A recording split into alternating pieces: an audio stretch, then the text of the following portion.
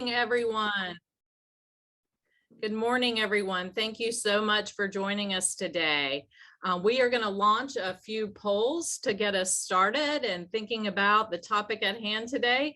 So please take a moment as those pop on your screen to complete those.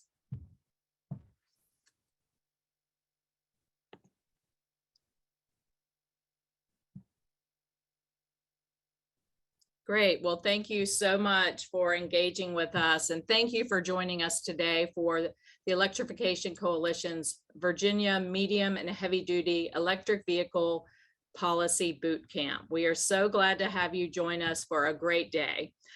I am Ann Blair. I'm Senior EV Policy Manager at the Electrification Coalition. The EC is a nonpartisan, not-for-profit organization committed to promoting policies and actions that facilitate the mass deployment of electric vehicles to combat economic, environmental, and national security dangers caused by our dependence on oil. We are engaged in several key initiatives where we focus most of our work. We are a lead implementer of the Bloomberg American Cities Climate Challenge. We also run an EV purchasing collaborative. We're focused on technical assistance for local accelerator programs. We run a freight pilot program. And then, of course, the focus today is we have our state EV policy accelerator program, where we're deeply involved in support of EV policy adoption. To get us started today, just a few housekeeping items. If folks could put those on the screen real quick. First, we'd like to ask everybody who's with us today to please sign in. Put your first and last name in the chat, as well as your organization. We are recording this boot camp and we'll share the slides with you later. Speaker bios are hyperlinked in the agenda, and we will also send those in the chat feature. So please be on the lookout for that. For questions, please put those in the Q&A feature throughout the session, and we will be pulling those up throughout. In terms of tech help, if you need any technology assistance as we go through, please chat EC Tech privately, and Annie will help you out. And last but not least, we will be sending out a survey after the event. Please provide feedback to us about the event. We appreciate any comments you have there. All right, so that wraps up the housekeeping for today. Next slide, please. Today, we will hear from some of the key leaders, businesses, and advocates leading expansion of EV adoption and charging in Virginia and across the country. The EC knows and believes that this is our EV moment. We have turned a corner in transportation innovation and technology. And to realize a successful transportation electrification future, it will require all of us learning and working together. We have a busy, but we believe engaging agenda for you today. So get comfy, grab your coffee or your morning beverage of choice, turn up your speakers, and let's get started. So first, I am pleased to introduce Congressman Beyer. Congressman Beyer is serving his 4th term as the U.S. Representative for Virginia's 8th District, representing Arlington, Alexandria, Falls Church, and parts of Fairfax County. He serves as the chairman of Congress's Joint Economic Committee and also serves on the House Committee on Ways and Means and on the House Committee on Science, Space, and Technology, where he chairs the Space Subcommittee. He is a co-chair of the New Democrat Coalition's Climate Change Task Force. He was the Lieutenant Governor of Virginia from 1990 to 1998 and was ambassador to Switzerland and Liechtenstein under President Obama. He has been a leader on some important federal EV provisions that we're looking forward to him sharing with us today. So Congressman Beyer, welcome. And thank you very much. And thanks to the Electrification Coalition for inviting me to speak. I thought it was really important to have one car dealer on the panel today. I had 48 years in the business before selling out to my brother. And so I know how important the automotive sector is to our economy and our culture, very much our culture. I saw a poll some years ago when you asked people about what they thought about America, the two things that came up first and second were Chevy and Coca-Cola.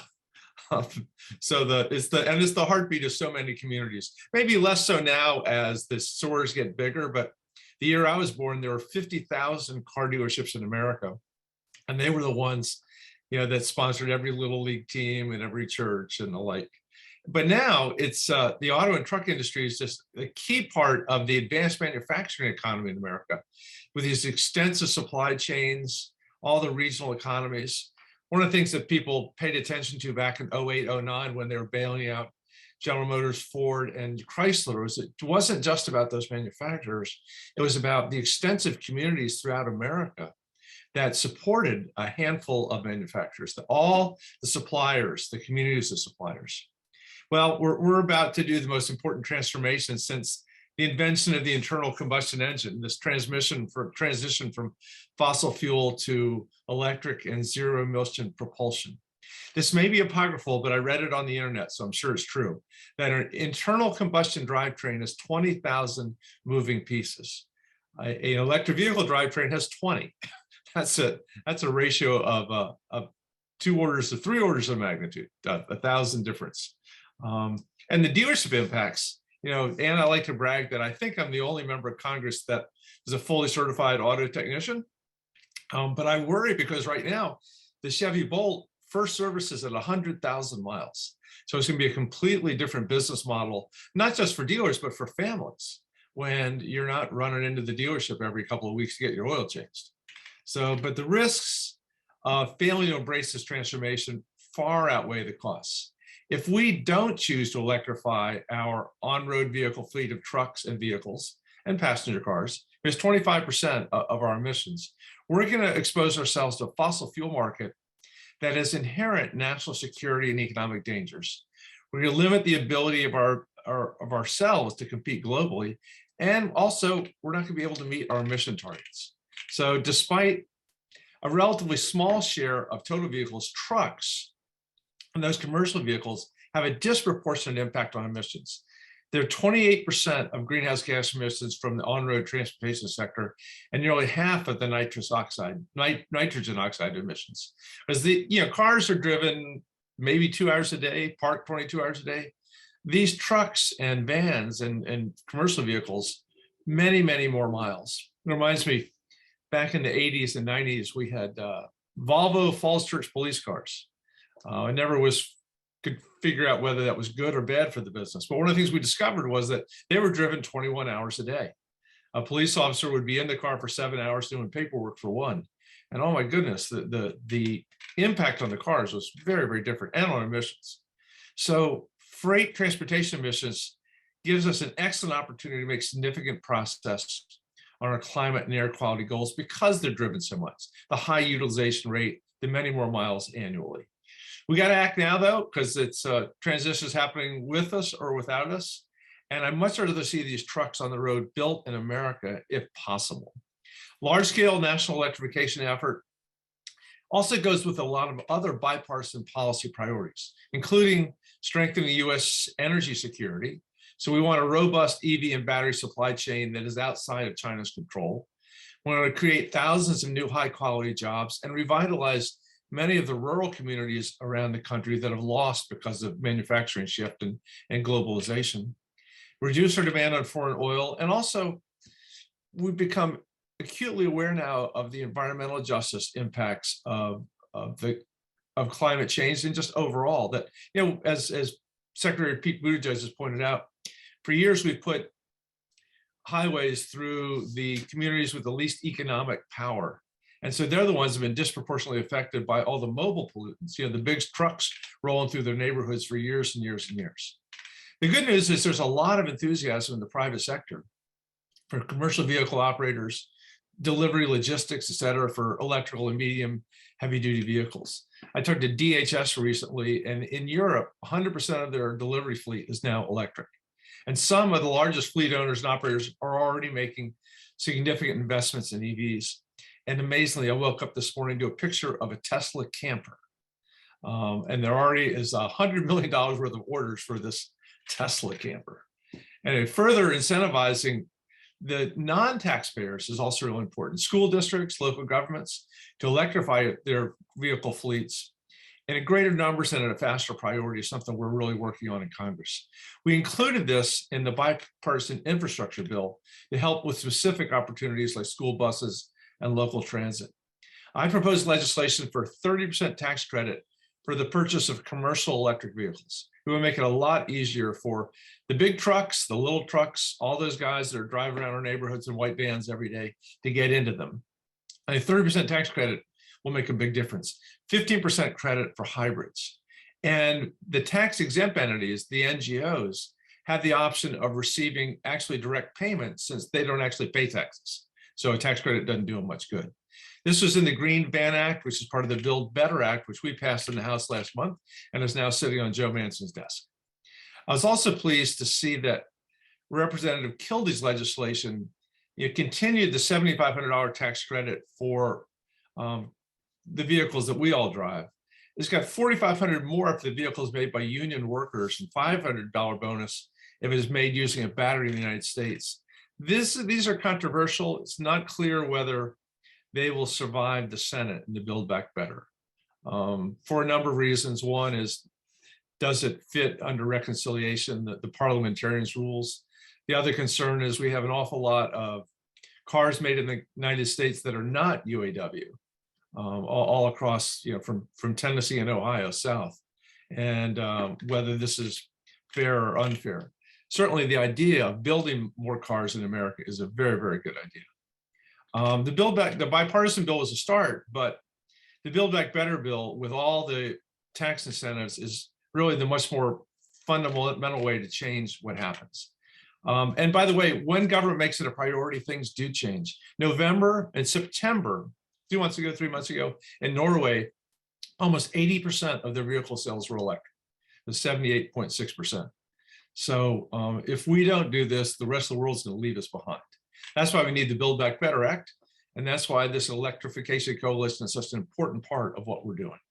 So thank you for inviting me to be with you today, both from a retail automobile perspective and from the perspective of the Ways and Means Committee on the Hill. We're going to do everything we can to make this happen.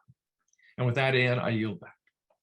Thank you so much, Congressman. Thank you for joining us today. We are grateful for your leadership and look forward to more great work to pursue a clean transportation future for all Americans. So thank you for your time. I know you have a very busy schedule, so we'll let you get back to that. And please feel free to reach out to us at any time if we can be helpful.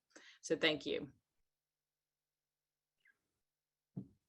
So next, I'm pleased to introduce Delegate Reed. Delegate Reed represents the 32nd District in Loudoun County. He served in the U.S. Navy Reserve from 1988 until 2011 as a Naval Intelligence Officer.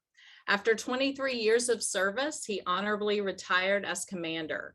In 2014, Reed founded his own small business, Rockbridge Consulting, which specializes in studies and analysis.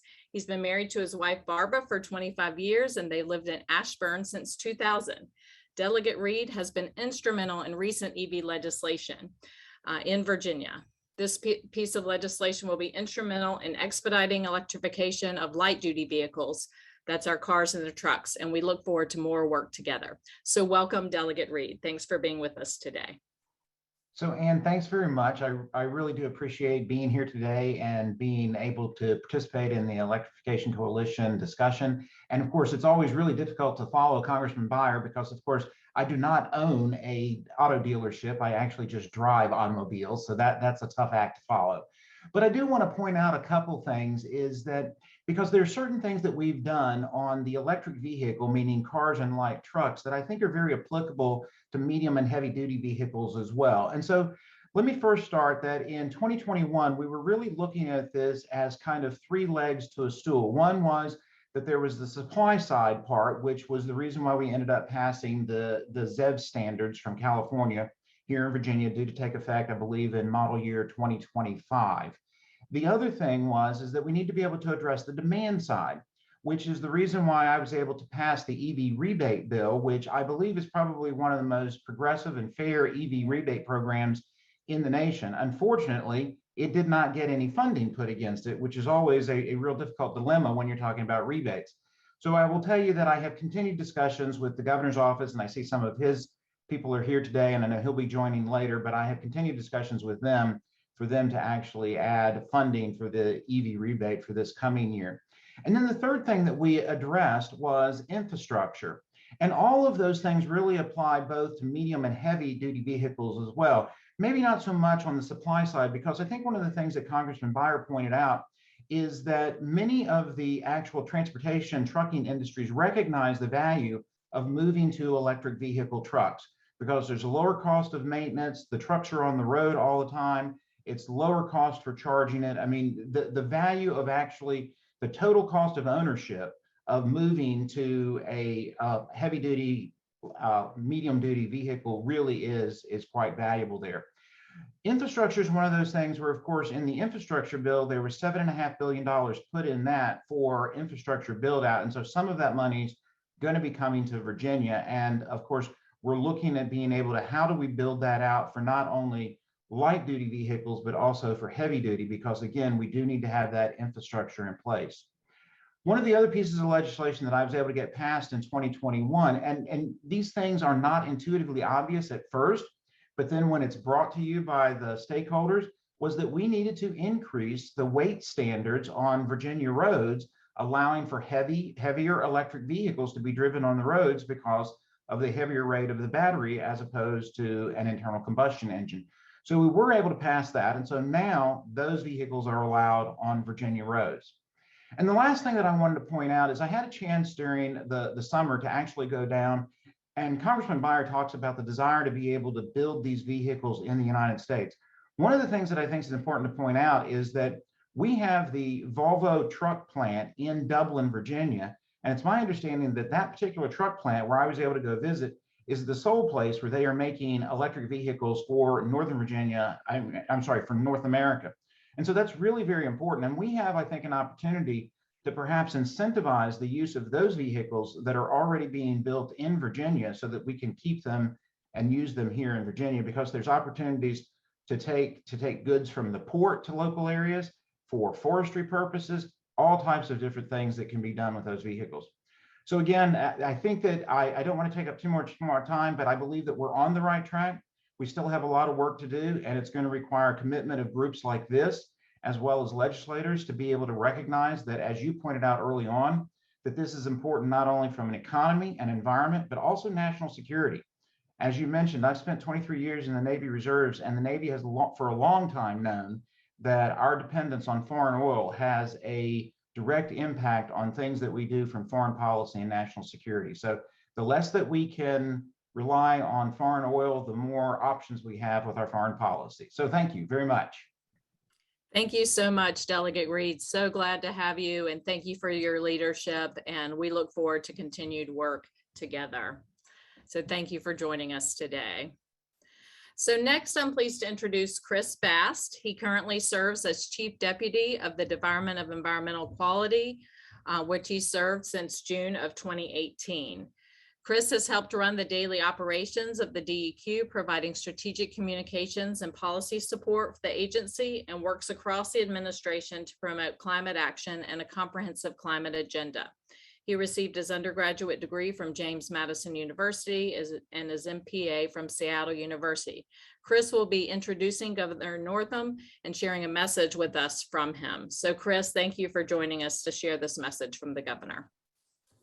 Thank you, Ann, and thank you everybody for joining us. Thank you to the Electrification Coalition, of course, for all of your great work to this point, and what I'm sure will be very important work as we move forward. I know Congressman Beyer, I think, has left us, but I just want to thank him for his mention about having experience being an auto dealer. I think those of us on the call who were participating in the Clean Cars effort last session know how important it was that we had really great participation from the Auto Dealer Association, and really set a new bar, I think, for what collaboration amongst advocates, auto dealers, automakers, and the whole universe of stakeholders could look like. And I think that speaks well and gives me good hope as we move forward into this next session, which will be very different, about what that may look like going forward. And speaking of next session, Delegate Reed, thank you for your leadership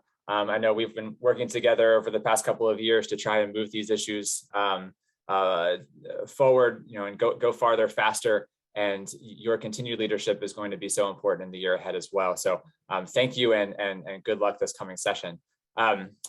So to Governor Northam, I've had the privilege and honor of introducing Governor Northam a couple of times, and this is probably the last time in this administration that I will get an opportunity to do that. So I want to make sure to mention that it is not only a privilege and honor to introduce the governor, but it has been an honor to serve in the Northam administration and to serve the people of the Commonwealth over the past 4 years as his Chief Deputy Director for DEQ. And I think it is important to note here, as I tee up the governor's recorded remarks, that he has presided over what I think, and I think what most folks see, as the most consequential administration in Virginia history for climate action and environmental progress. Not only did we secure passage and implementation of the Regional Greenhouse Gas Initiative and the Virginia Carbon Rule, but the Clean Economy Act. We secured deals for coal ash cleanup, historic Chesapeake Bay investments. We've deployed wind energy off the coast, solar across the Commonwealth, made transformative investments in rail, public transit, and so much more, including pretty significant work and investments to accelerate the deployment of electric vehicles and electric vehicle infrastructure across the Commonwealth.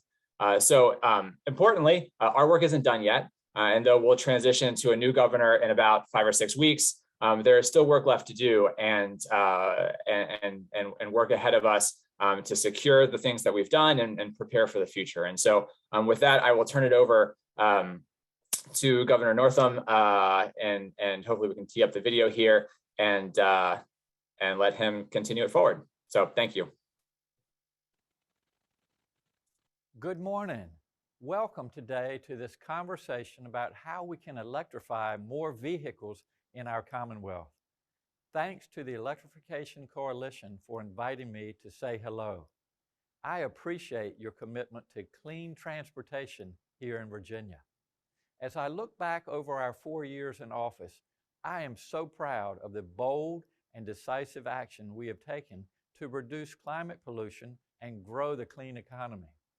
With policies like the Virginia Clean Economy Act and the Regional Greenhouse Gas Initiative, we've set Virginia on a path to eliminate power plant pollution and achieve 100% clean energy. One of the best ways to reduce transportation pollution is to plug our transportation system into our electric grid. This is vital to maintaining Virginia's place as an economic, cultural, and environmental leader. Over the past 4 years, we've been ranked among the top states in the policies and actions we've taken to advance electric transportation. We've dedicated funding to communities burdened by pollution. As a doctor, I know all too well how tackling pollution isn't just a good climate choice, it's an investment in public health, and reducing pollution eliminates a number of adverse health effects. We have also significantly increased our electric vehicle readiness. Virginia is building capacity to make sure we are prepared for electric vehicles. I signed legislation that set up the framework for an electric vehicle rebate program and an electric school bus grant program. With the Bipartisan Infrastructure Act, we're ready for record federal investment in clean transportation choices. In fact, I was just with Secretary Buttigieg last week, and he knows that Virginia is ready to put climate-smart transportation investments to work. Also last week, we made Virginia the 15th state in the country to move towards the Clean Car Standards, setting more stringent tailpipe limits and increasing electric vehicle sales. Many of you were part of the coalition that helped get that program passed, so thank you. We've made great strides toward an electric transportation future for Virginia, and the electrification of the light-duty vehicle sector is well underway. But we're not done yet. Medium and heavy-duty vehicles represent just 11% of the vehicles on the road, but produce 29% of the greenhouse gas pollution. Virginia is well positioned to be a leader in the clean trucks economy. We are a major logistics hub, home to many shipping-heavy business operations, thanks to our world-class Port of Virginia. That's why I'm pleased for this group to be the first to know that I have signed the Medium and Heavy Duty Zero Emissions Vehicle Memorandum of Understanding. We've heard from many of you, transportation businesses, major retailers, environmental and health advocates, how important it is to send this signal that Virginia is open for the business of clean transportation. This agreement will ensure that our state agencies work with peers across the country to identify best practices and elevate the best policy solutions to meet the goals of the MOU, including 100% electric trucks and buses by 2050. Thank you again for your commitment to clean transportation, your commitment to Virginia, and the work you've done over the past 4 years to help us make so much progress on these important issues. Best of luck as your work continues. I hope you have a safe and happy holiday season. So thank you, Governor Northam, for that. Always awkward to follow recorded remarks, but appreciate the Electrification Coalition helping to facilitate that, and just want to follow up on the governor's announcement here that he signed the medium and heavy duty MOU. I know that is something that folks have been asking about. We're glad to be able to get that done, and importantly, I just want to make a note that we've been making a down payment on that action here for the past couple of years. We're very close to finalizing complete allocation of our Volkswagen settlement dollars. You'll remember that Virginia received around $94 million as part of the Volkswagen settlement. We've deployed 99.5% of that towards electric vehicles and electric vehicle infrastructure, including a high-powered charging network across the state, and significant investment in heavy-duty electrification, school buses, transit buses, port electrification, dump trucks and shuttle buses, and all kinds of exciting replacements for diesel. And that investment is proving that technology works. It's proving that local governments and fleet operators can transition to heavy-duty electric vehicles, and I'm excited to translate that work into additional policy action and additional investment, and especially taking advantage of the opportunity with federal investment to come into Virginia and continue to move us forward. So thank you again to the Electrification Coalition and the team there, and everybody who has joined us today. Look forward to participating in the rest of the conversation this morning, and hope you all have a good weekend.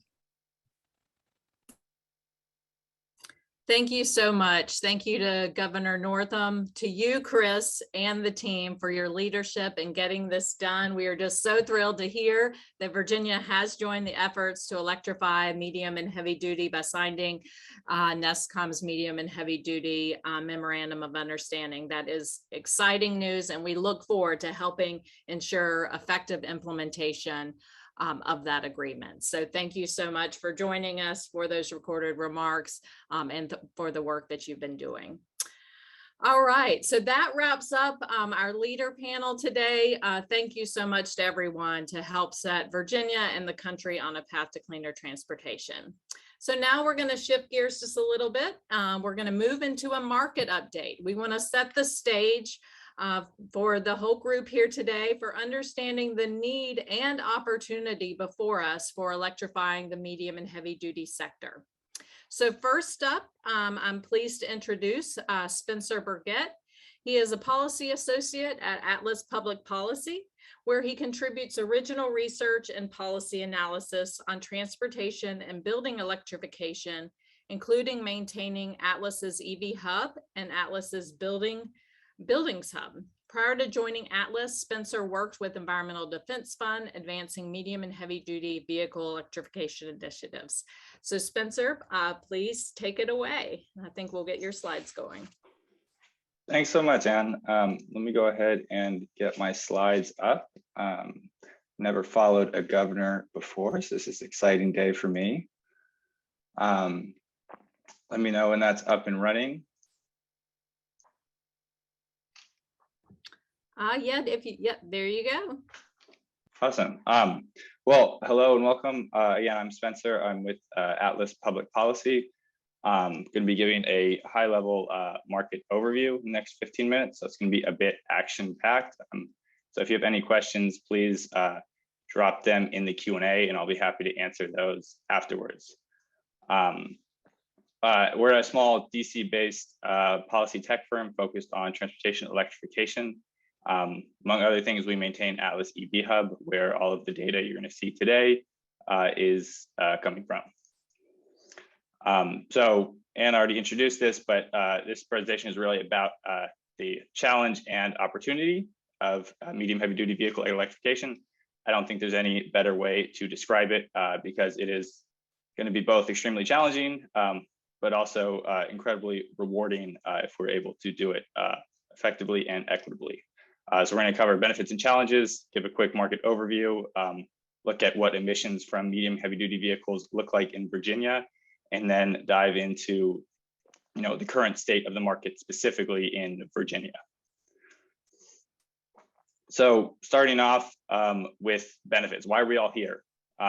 Electric trucks and buses have a huge potential to bring clean air to Virginia communities, combat climate change, and importantly, reduce disproportionate burdens on disadvantaged communities across the Commonwealth.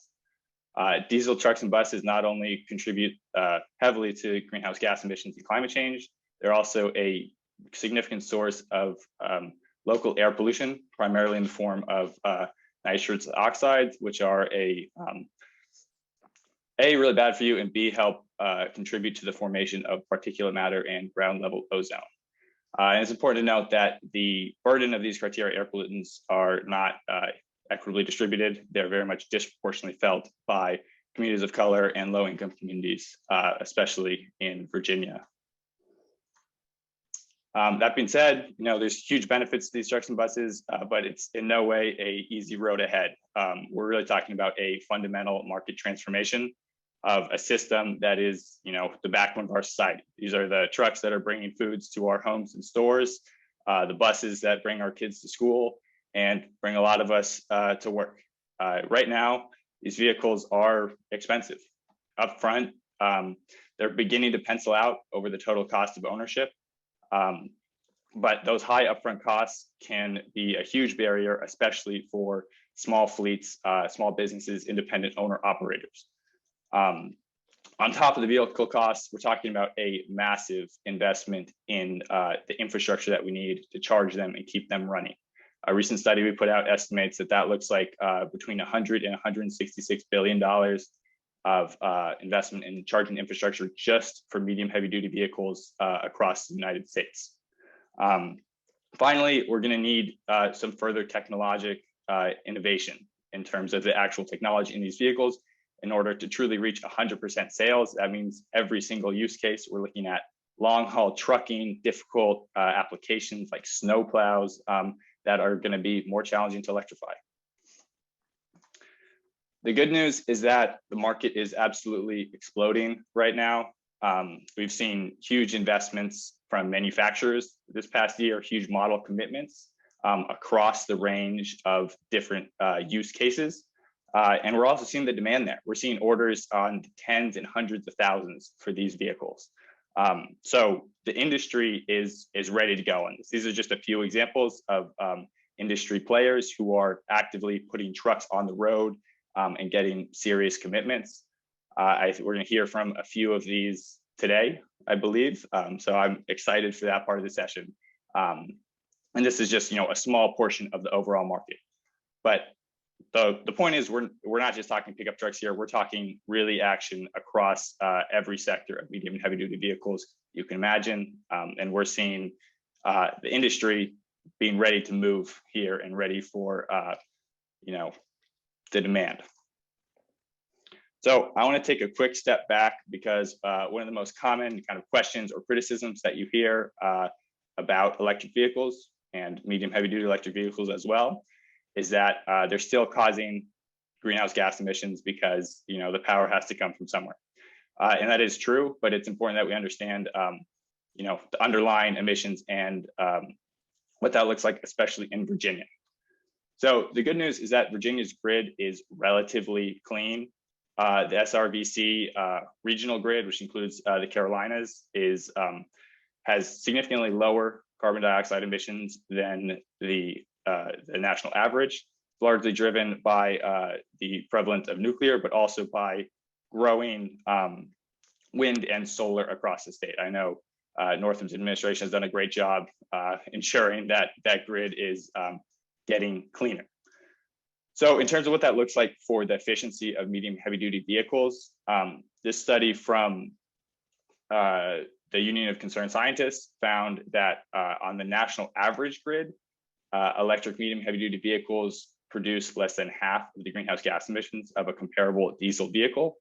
Again, Virginia's grid is, emits roughly 25% less greenhouse gas emissions than the national grid.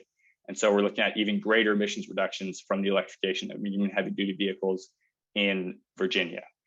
Lastly, this is a snapshot of the grid right now, largely due to the policies Virginia has put in place. We're going to see this getting much cleaner, 5-10 years from now. So a truck that you put on the road today, it's going to be on the road for 10 plus years, and it's only going to get more efficient over time. That's something you can't say about diesel or gas vehicles. So what's the current state of deployment in Virginia? At a high level, this is really the challenge and opportunity slide. There's a ton of vehicles in Virginia that need to be electrified. Right now, we're literally talking about a handful of these that are electric. We're going to really see that start to tick up. Fortunately, you can see we have significant investment both by state government and utilities. So that's the opportunity piece. Looking a little deeper, when we're talking about a fundamental market transformation, this right here is what we mean. We're talking about over 300,000 trucks, buses, and vans. More than a third of those are class 7 and 8, which can be some of the hardest to electrify. Those are your big semi trucks, tractor trailers. We're also seeing a huge spread of fleets. Look at how many of these are in those small fleets. Those are often independent owner operators who are feeding their family based on the income from those vehicles, and they don't necessarily have that upfront capital to be spending on vehicles that cost a lot more upfront. This is where we're going to need significant utility and public funding to help make this transition happen on the scale that it needs to happen. Fortunately, policy support is ramping up across the nation, as well as in Virginia, like we just saw on this call earlier today. We've seen in Virginia, it's largely looked like public funding, especially for electric school buses. But across the nation, we're seeing the federal government begin to tackle medium and heavy duty vehicle electrification through both emission standards and federal legislation that has a lot of money for both clean school buses and clean trucks. And then we're seeing a lot of states, both California and Oregon, have passed this advanced clean truck rule, which requires an increasing percentage of sales to be medium and heavy duty. So it's really a mandatory mandating the shift to electric medium and heavy duty vehicles. We're seeing that being considered by 4 other states right now. Those are all the also MOU signatory states. So it's great to see that, we know that the demand is going to be there because it's been, mandated across several of these huge markets. And we're likely going to see that follow in New York, Washington, Maine, and New Jersey. So like Chris was saying, Virginia has done a really incredible job of using public dollars to invest in electric vehicles. We've seen more than $60 million awarded or announced for electric MDHD vehicles, including 98% of Volkswagen settlement funds going to EVs and EV charging, which is truly incredible. That's nationwide, that number is about 50%. So Virginia is doing a great job putting their using their Volkswagen settlement dollars to really catalyze the market here. Virginia transit agencies are also doing a great job going out and getting money from the federal government through the Low-No program to deploy electric trucks.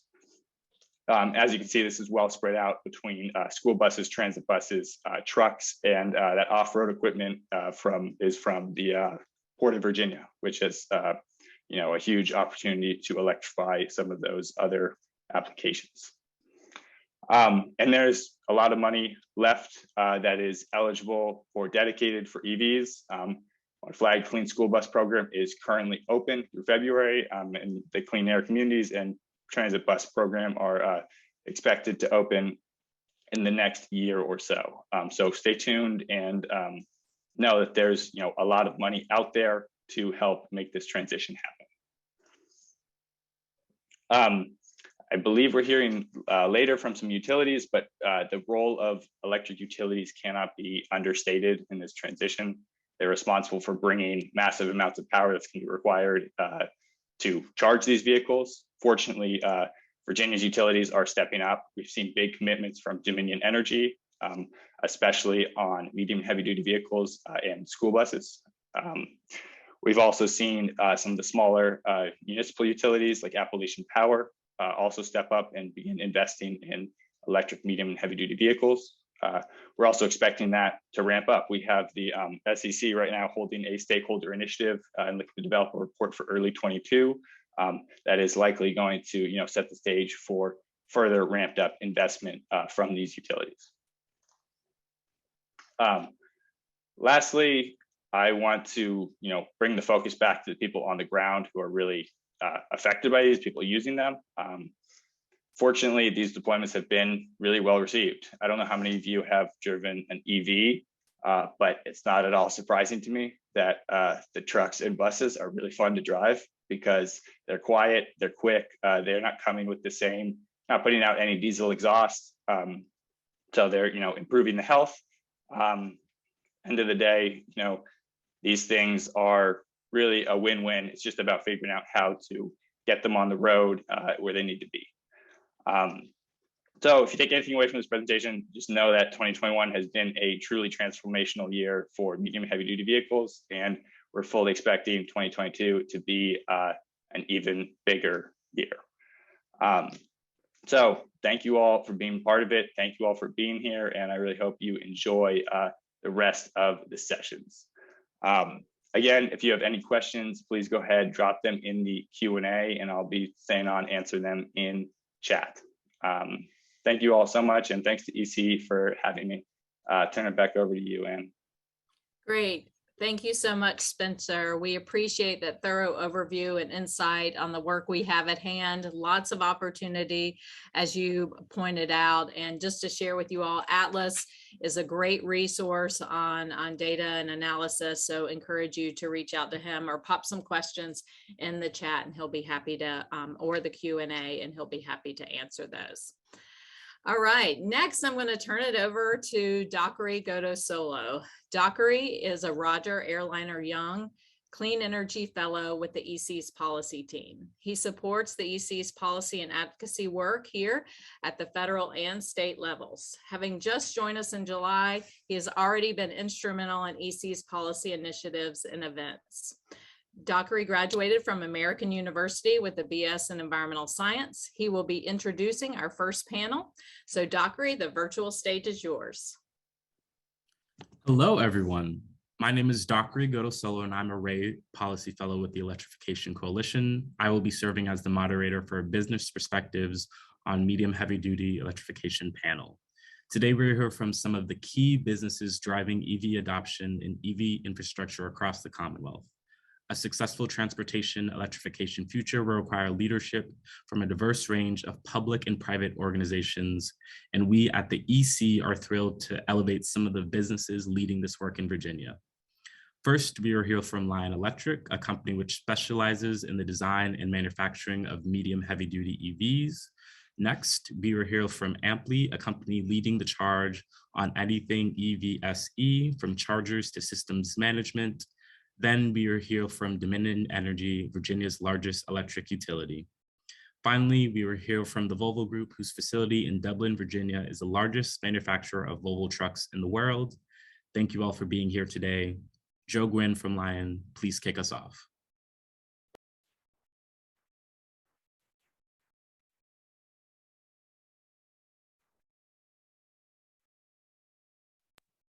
Joe, we cannot quite hear you.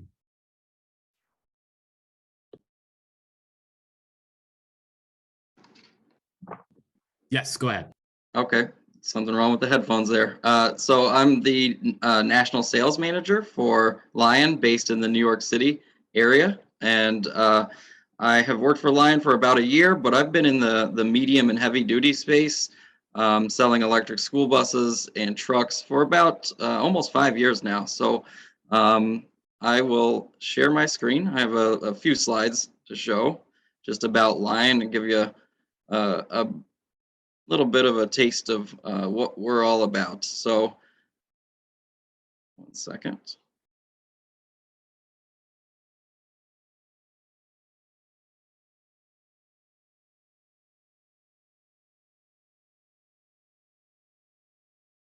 All right. Can everyone see this? One moment, can you click display settings and then Yep. change to presenter I view? got it. All right. So giving you, can you see this now?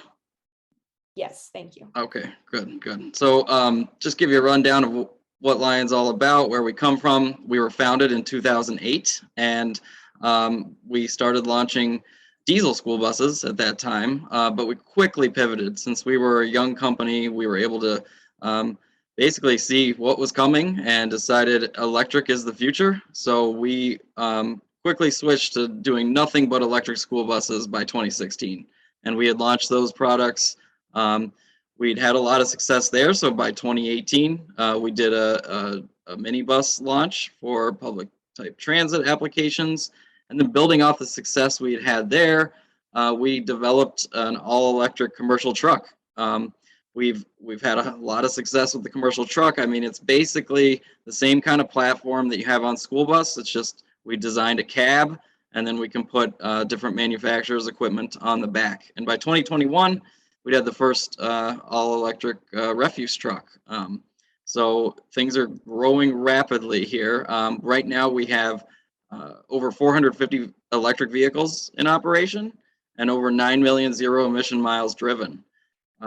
We have a factory in St. Jerome, Quebec that is currently able to produce 2,500 vehicles a year, but we realize this isn't going to be enough to keep up with demand. So we announced this summer that we're constructing the largest medium and heavy duty manufacturing plant in the US.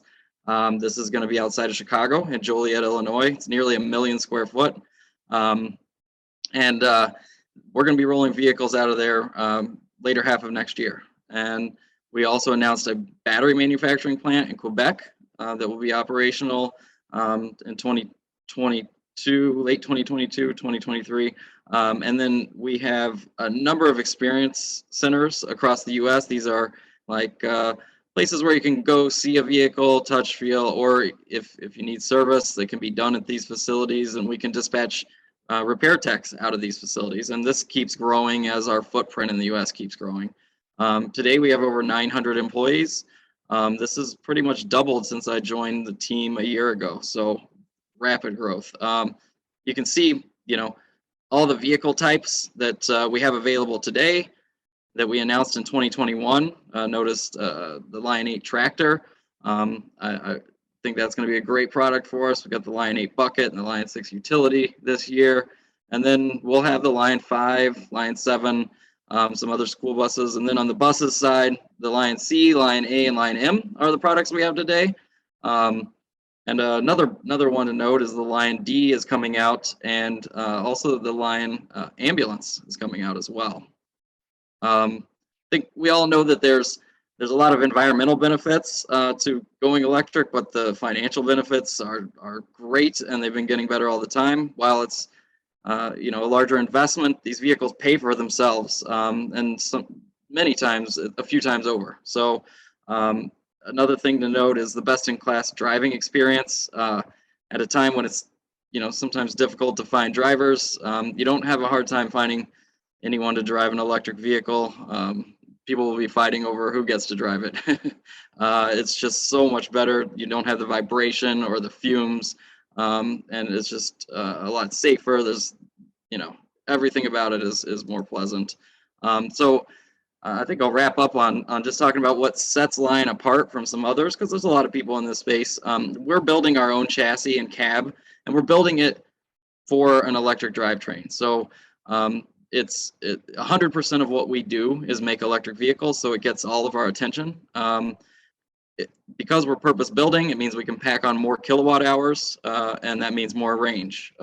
We have a composite cab, stays light, no rust, no corrosion, no paint or downtime on that. Regenerative braking systems designed for our vehicles will make your brakes last 3 times longer at least. We're not retrofitting, we're building everything with a purpose. And our information systems in the instrument cluster will give you a lot of data on our vehicles. And another thing to note, big difference between electric and diesel. An electric motor is 20 parts and a diesel engine is 2,000 parts. So, we've never had a motor or battery failure, and those are basically drop and replace items. It's more like one part and one other part. If there ever was an issue, we know about it often before anyone else, and it's something that's swapped out, and it's not like a diesel that you have to diagnose issues, order parts, wait on it to be fixed. This is something that's going to have better uptime.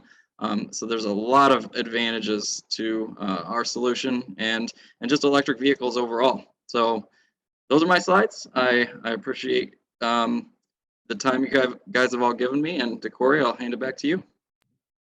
Well, thank you, Joe. Okay, I just want to plug the Q&A again. If you have any questions, please drop them in the Q&A. And next up, we have Heidi Sickler from Amply Power. Take us away, Heidi. Good morning. Can you hear me? Yes. All right. Thanks, Zachary. I just want to thank and give a big shout out to the EC team for inviting Amply Power to join today's boot camp, and also to thank you for all of your excellent advocacy work. Some of you might know Amply Power is headquartered in Mountain View, California. We were recently acquired by BP. This acquisition is an exciting and significant milestone for our company, and it marks a step change in our growth path. So as many of you know who are in the fleet space, when transitioning to an electric fleet, operators face a number of hurdles when trying to adopt EV solutions for their communities, such as infrastructure build out and navigating utility tariffs for fuel costs. So where we come in is we can help navigate these challenges by offering scalable charging and energy management services. Next slide, please. So among our offerings include our intelligent charge management software, Omega. It provides fleet operators with the lowest cost energy while also offering improved resilience and reliability, because we pair it with, for example, for one of our fleets in California, we pair it with Duke Energy's solar canopy. So it includes battery storage component as well.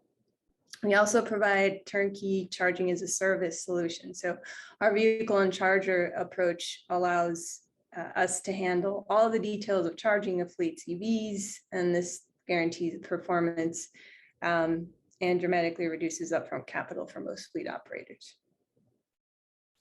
Next slide, please. Right, so this is our command center. So this is the gateway through which fleet operators can view step-by-step and monitor the charging sessions. It's a 24/7 network operations center. You can view the fleet management and telematics integration, and you can basically receive multi-device alerts and notifications in real time. Next slide. We're partnering with Logan Bus in Brooklyn to help electrify one of the largest school bus fleets. We're providing charging as a service and also exploring V2G applications. Rhombus Energy is providing vehicle-to-grid EV charging system. Next slide.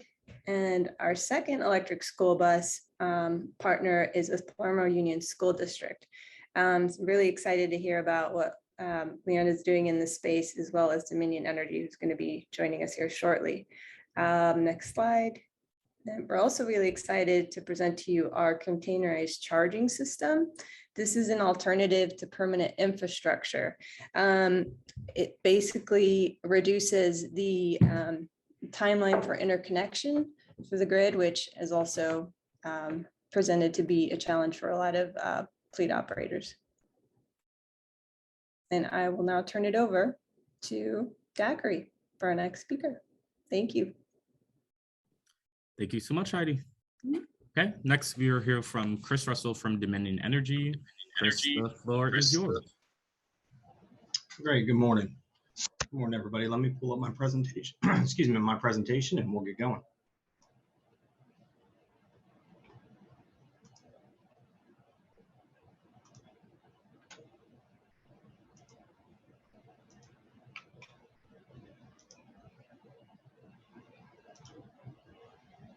Can you guys see that?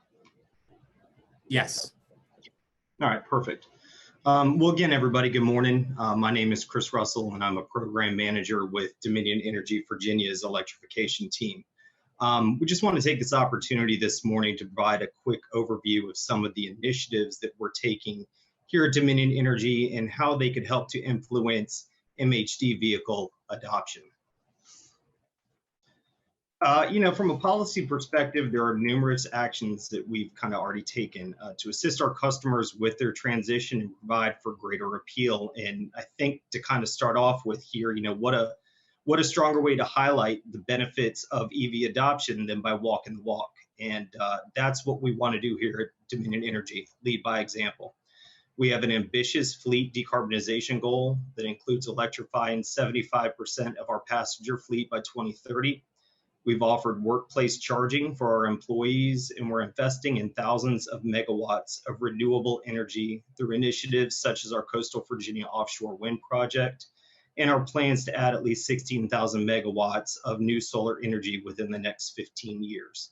Essentially, as the grid gets cleaner, so does the the fuel source for electric vehicles. We believe that education on the benefits of electric transportation is absolutely critical policy piece to adoption. And we provide numerous resources on our websites, including interactive tools, so that customers can calculate their financial and carbon savings when switching to an EV. We also do a lot of engagement and outreach. We've attended community events, hosted webinars, offered ride-and drives as a way to increase EV awareness and to help our customers learn more about electric vehicles through kind of hands-on opportunities. One of the questions we often get is whether or not our grid is ready for wide-scale adoption of electric transportation, and it's our role as the utility to make sure that it is. One of the ways we're doing that is offering rebates and incentives for smart charging infrastructure and smart charging behavior. These rebates and incentives encourage customers to install smart charging stations, which allow electric vehicle charging to be done off-peak when there's less strain on the grid. And in parallel, as far as grid transformation is concerned, in addition to encouraging smart charging infrastructure, we're also preparing the grid of the future to make sure that it is stronger, smarter, and greener for our customers. And this kind of touches back on what I said previously, that as the grid gets cleaner, so does that fuel source for electric vehicles. And one of the topics that's really exciting here at Dominion Energy and is kind of a highlight for this presentation is our electric school bus program. Earlier this year, we deployed 50 electric school buses to schools in Virginia. And these buses provide fuel and operational savings to schools, better air quality for communities and the students who ride on the buses. And additionally, we're piloting using those batteries on those school buses as potential grid resources, which is a potential growth opportunity here in the MHD vehicle field. So when the buses essentially are not transporting children, such as in the summertime, we can use those batteries to help benefit the grid. So what's next? Just like the market and technologies for transportation and electrification are evolving, so are we. As we all know, transportation is the largest source of emissions in Virginia, and electrifying fleets will really move the needle as we work to reduce our carbon footprint. So we're working with our customers as their trusted energy partner as they transition electric vehicles in their fleet. We understand that this process is complex, and we want to help them navigate, from start to finish, cradle to grave, evaluation, construction, operations, expansion. And another thing is our customers are also increasingly asking us for turnkey solutions and installing charging infrastructure. So we've developed flexible programs with incentives to help customers get their metal in the ground and ensure that it stays operational. Specifically, we filed 3 separate tariffs with the State Corporation Commission to help fleet, commercial, and even residential customers with the adoption of EVs by having DEV install some of the make-ready equipment along with the option of the charger. These programs are currently in front of the SEC for review, and we hope to have word by early next year. And last, and certainly not least, we're keeping our eyes on Washington. We know that there's billions of stimulus funding potentially available to help modernize infrastructure and decarbonize transportation. One important piece of policy is the advantage of working together to increase awareness and adoption. And we're fully committed to helping our customers and the Commonwealth secure funding to accelerate transportation electrification and bring clean energy jobs to our communities and to the Commonwealth. We believe that the investments so far made by Dominion Energy will help accelerate the adoption of EVs and MHD vehicles within the Commonwealth. And so I just want to say thank you very much for giving us this opportunity to talk about some of the initiatives that we've undertaken here at Dominion Energy. You can always visit our website for more information or reach out directly to our team, and we'd be happy to answer any questions that you might have, or if you're looking about your transition, we'd be happy to help with that process as well. So thank you again very much for the time, and I'll turn it back over to you, Dockery. Thank you so much, Chris. Okay, so for the Q&A, we're trying to keep things on schedule. So if you have, we're not going to be able to do a verbal Q&A, but if you have questions, please post them in the Q&A chat, and our panelists will stay on for a little bit longer to answer any of those questions. Now, closing us out, we have Dr. Arvind Kailas. Arvind, please take us away. Yeah, thanks a lot. Are you going to pull up the slide, or just wondering? Or did... Yes, we will. Just a moment. Okay. Yep. Thank you. Well, as you're pulling that up, I just wanted to thank everybody who's on this call. I also wanted to thank the Electrification Coalition and the Electrification Coalition Business Council for pulling together this very, very good and timely boot camp. And like my co-panelists have said, for the excellent work that you've been doing here to be the evangelists for this new technology. Indeed, we are at the cusp of this paradigm shift. Next slide, please. So we are the Volvo Group, and we are a global company that specializes in transport and infrastructure solutions. We offer medium and heavy duty bus trucks, transit and coach buses, and then power solutions in the marine and industrial applications. This is a snapshot of our very diverse product portfolio. And as you can see, we play in many segments. Of course, the majority of our revenue comes from manufacturing and selling trucks and solutions and services around these products. In North America, we are the makers of Volvo trucks and Mack trucks. We also sell construction equipment, Nova Bus and Prevo Bus, and then the Volvo Penta products here in North America.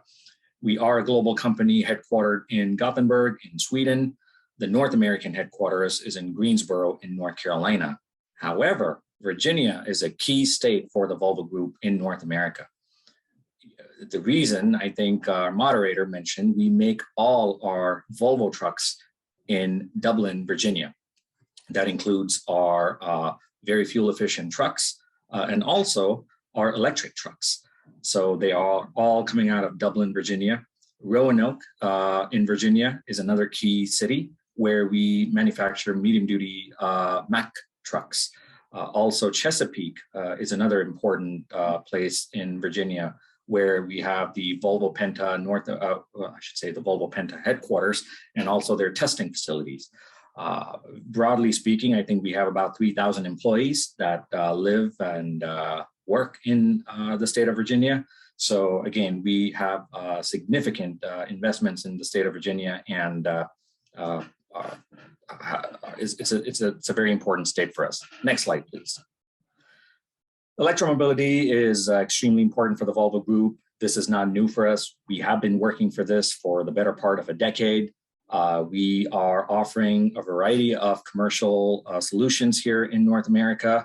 So what you see on the slide are the Volvo VNR Electric. It's a Class 8 battery electric truck. Then you have the Class 8 refuse truck, that is the Mack brand.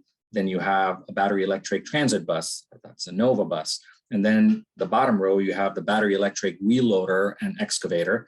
And then the last one, it's actually a Tyco terminal tractor, but if you had Superman vision, you can actually see the Volvo Penta electric driveline. So we are doing this today. We are putting these trucks and buses and construction equipment in the hands of customers today. And we are determined to be a part of this solution. Globally, as a company, we have made a commitment to follow the Science-Based Target Initiative and be a net zero corporation by 2050. That means we're going to be selling zero emission products only starting 2040, assuming a 10-year lifespan. And then also we're going to be making sure that our internal operations and all our partners are all following the sustainability principles. So we are doing this, we are working with the customers, and we're working with all the other stakeholders. But the one thing that I'll leave you with is we cannot do this alone. We have a role to play and we're doing that, but we need the entire ecosystem to be functional, and incentives is a key driver in getting the early adopters to feel comfortable, not just with the technology, but also with the level of investments that is expected. These are not inexpensive products. And for the foreseeable future, we will need incentives and a lot of support from the state, from the local regions, and of course, assuming the Build Back Better Act passes, we will get some support from the feds as well. But we need incentives for the vehicles and also for the infrastructures. And we, together with the permitting agencies and the utilities and the customers and everybody else, need to work together to make this a reality. With that, I hand this back over to the moderator. Thank you. Thank you. Okay, that wraps our business perspectives panel. I'm going to hand everything back over to Ann Blair. Thank you so much. And please, please, please, please, still, if you have any questions that come up for our business panelists, please drop those in the chat because they will stick around for just a little bit longer to answer those. Great. Thank you so much to all the panelists, to Lion, Volvo, Amply, and Dominion. Thank you so much for your leadership in this space, and we look forward to ongoing work together. We do want to give you a chance to have a short break, get another cup of coffee or whatever, get some stretching done. This will be our only break of the day. So please join us back in about 8 minutes. And we'll get started with the Why EVs panel. So thank you all.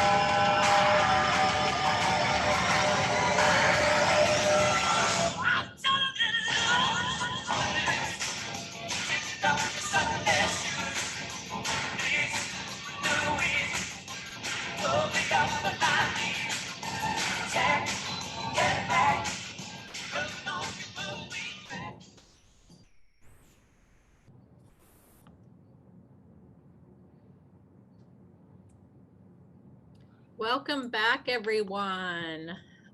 We have another poll for you. So if you could hop in and answer the question we have, we'll get started in just a moment.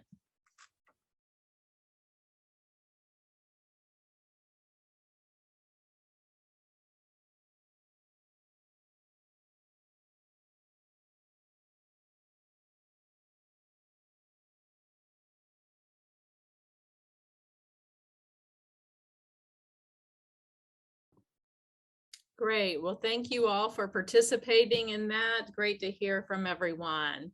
Well, so next we are pleased to hear from leaders and partners who are helping make the case for the value and importance of transportation electrification, from air quality to national security. So this is our Why EVs panel. And first up is General Charles or Chuck Wald. General Wald was Deputy Commander, Headquarters, United States European Command. Yes. Sorry to interrupt you. We actually, Daquan needs to drop early. So if it's okay, we'll just switch the order of those. I'm sorry to interrupt you. Okay, no problem. All right, we will get you up. One moment.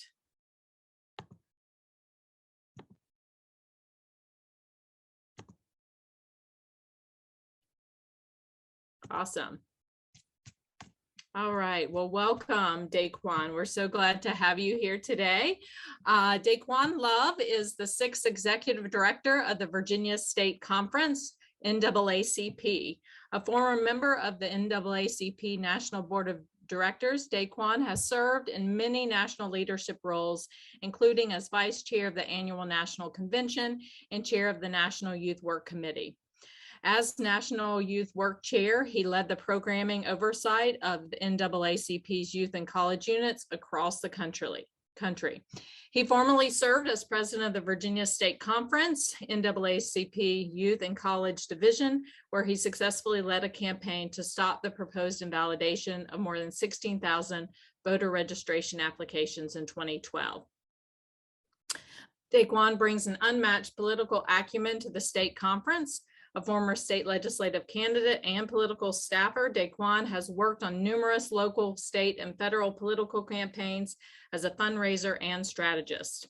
He earned his bachelor's degree in political science from historically Black Hampton University and his master's in teaching from North Carolina State University. So welcome. We're glad to have you here today. Thank you so much for having me here, Ann, and thank you so much to the Electrification Coalition.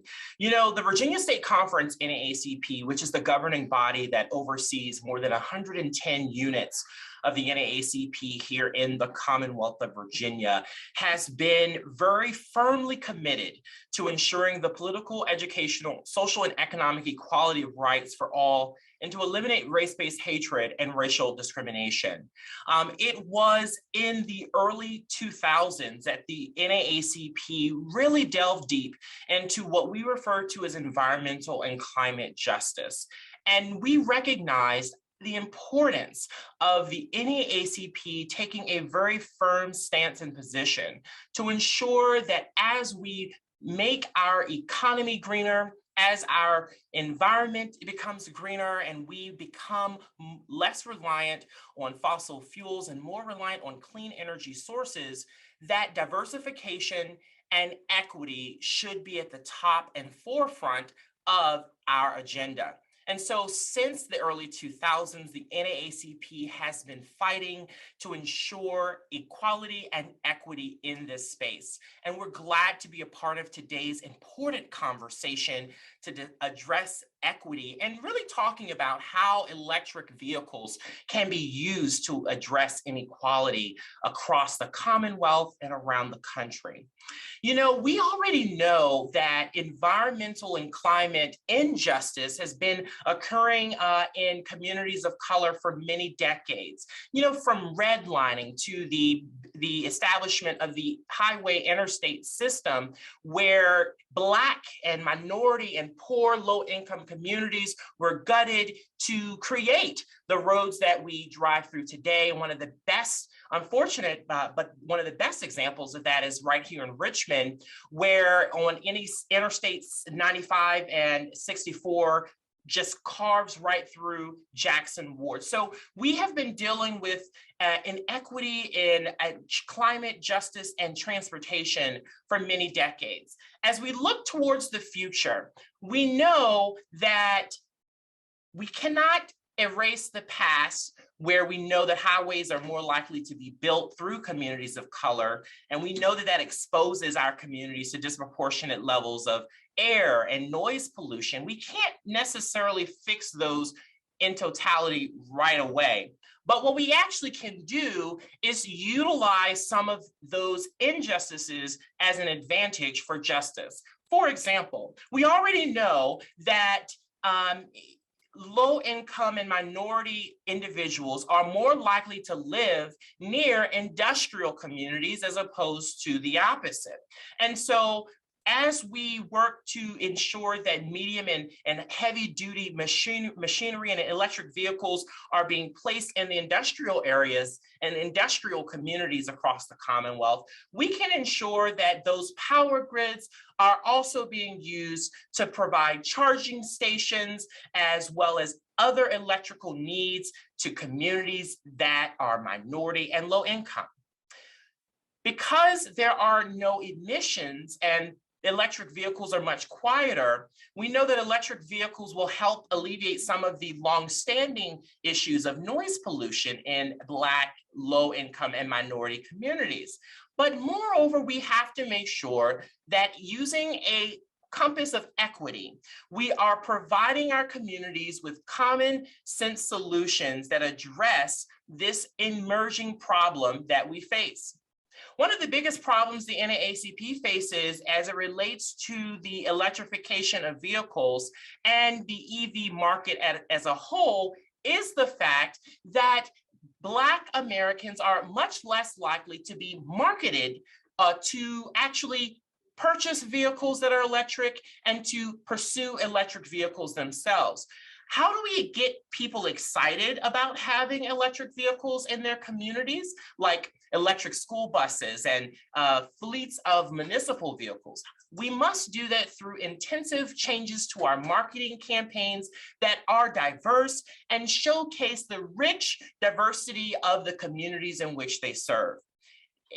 To put it simply, we can't just rely on the same old techniques marketing to middle-aged white men and women. We must diversify our marketing even for the commercial sector.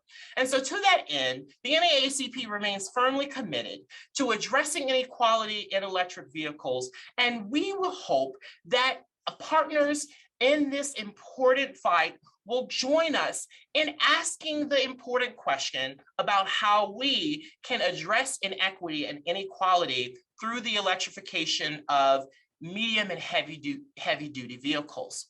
We must make sure that we are centering impacted communities in our conversations. We must make sure that those impacted communities have some skin in the game, but we've got to make sure that no matter the challenge or adversary, we stand firmly committed to putting equity first and making sure that we're not just doing it in a form of fashion, but it's done intentionally, involving stakeholders and members of impacted communities.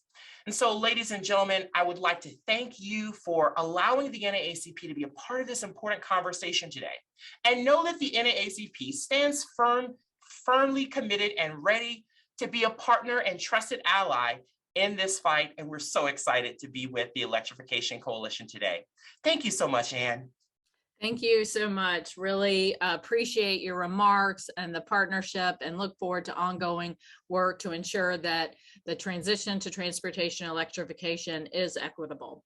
So thank you so much for your time today. And if folks have any, comments or want to connect while he had to depart, please put that in the comments and we can make sure to connect you. All right, so next, we are pleased to introduce General Charles Chuck Wald. General Wald was Deputy Commander at headquarters of the United States European Command in Stuttgart, Germany. Through that role, he was responsible for all the United States forces operating across 91 countries in Europe, Africa, Russia, parts of Asia, and the Middle East, and most of the Atlantic Ocean.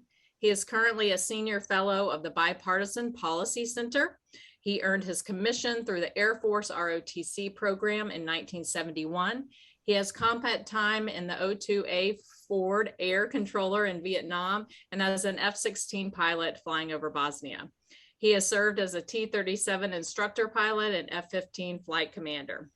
He has a host of other key accolades, including serving as Chief of the United States Air Force Combat Terrorism Syndicate, Support Group Commander, Operations Group Commander, and Special Assistant to the Chief of Staff for National Defense Review. He was also the Director of Strategic Planning and Policy at the Headquarters United States Air Force and served on the Joint Staff as the Vice Director for Strategic Plans and Policy. Today, General Wald is a Director and Senior Advisor to the Aerospace and Defense Industry Practice for Deloitte. Welcome, General Wald. We're thrilled to have you. Take it away.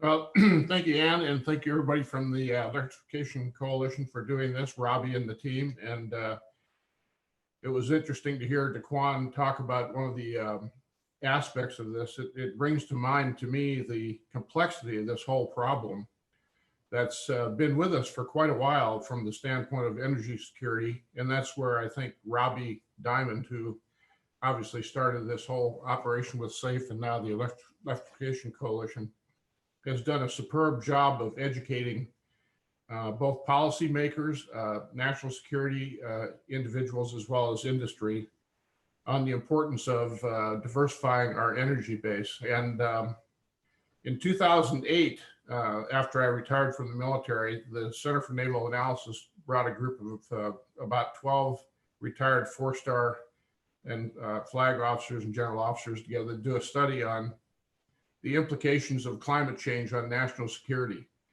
And of course, that's a pretty edgy issue with a lot of people. And at that time, it was, even though it was still fairly nascent, it got a lot of attention, and it shed a light on the fact that energy security for our country is more than just a economic issue. It's a national security issue internationally. And this has evolved now, this issue, into what you're discussing today, which I think is a very sophisticated discussion. But if you look at national security for the United States, it's obviously very complex. I recently read, I guess today, as a matter of fact, that our Secretary of Defense is talking about the approach with Russia in the Ukraine, for those that are following that potential crisis. And his point was, we'd like to approach the problem from a diplomatic and economic standpoint first and foremost, rather than a military engagement standpoint. So what I'm interested in, and what you're talking about, I think, is a national security issue for the United States. It's the U.S. economy is just as important as our U.S. military from the standpoint of the security of our country and where we go forward. Electrification is going to be a big part of that. It's very complex. I was impressed that you had Daquan on here today, because that's not a trivial part of this whole problem. And you'll hear Abby talk a little bit about in a moment about rare earth minerals, which for those that haven't been involved with this type of thing probably don't even know what they are, which includes me until recently. But the approach is multifaceted. It's a huge national problem, not just from an economy standpoint, or even, as Daquan articulated just a minute ago, from a social standpoint. But the national security part of this problem is becoming more and more apparent to all of us. As we go down the path, the supply chain and I think maybe Abby will discuss this, so I don't want to take any of her thunder away, but the supply chain of the parts of the cycle, if you will, or the ecosystem of electric vehicles is unbelievably complex, demanding, and it's not just something we can, because of America's size and our wealth and our natural resource capability or advantage, we can't necessarily do it with the situation we're involved with today from the standpoint of both supply chain, infrastructure development from the standpoint of chips. As many of you have read recently, we're in a really difficult position with internationally from the chip making standpoint. And the beauty of the electrical vehicle, as was alluded to a minute ago, I think by one of the speakers, was the fact that it's a fairly simplistic system that you put into a vehicle. The problem is the batteries are the key, just like gas or oil are the key for combustion engines. And we're going to have to pay extreme attention to the fact that we have to develop our own infrastructure in the United States from the standpoint of supply chain, chip development, as well as rare earth minerals, and that whole ecosystem. And that will make us competitive. So I think there's so many good things about electrical vehicles that we can talk about all day, but it's more than just a kind of a intellectual commitment to having cars that don't, emit a lot of combustion emissions from the standpoint of pollution, but it's also our national security interest for the United States to be the leader in this area. I'm impressed with some of the discussion today from the Volvo speaker for how diverse they already are on some of the development of some of the vehicles and the equipment they're building. But it's a huge problem. I mean, if you're like me and you think about this a little bit, you drive around Washington, D.C., for example, or Arlington, Virginia, it seems like on about every other block there's a gas station. And of course, you drive around in a vehicle that everybody else has too. So the complexity and the size of this issue are massive. And as you pointed out, Ann, in your development of this process today, it's a political issue that has the backing of people that think about this. It's an economic issue. It's a social issue. It's a natural resources issue. And it's very complex. So, but it's imperative if we're going to maintain our position in the world as a world leader that we promote democracy and what I believe is goodness in the world. This is going to be a major part of our ability to continue to lead in the future. And I think activities like this discussion today is excellent, but it's going to be more than that. And I'll be very interested to hear the rest of your speakers and presenters, especially Abby, because I think the rare earth mineral part of this thing is one of the most difficult problems to solve. So I commend you, I commend the EC, and I commend all the team and Robbie for what you're doing. And thank you for having me today. Thank you so much, General Wald. It's great to have your insights and perspective, and thanks for spending your time with us today. It's just great to have you. So next, we are pleased to introduce Abby Wolf with EC's sister organization, SAFE.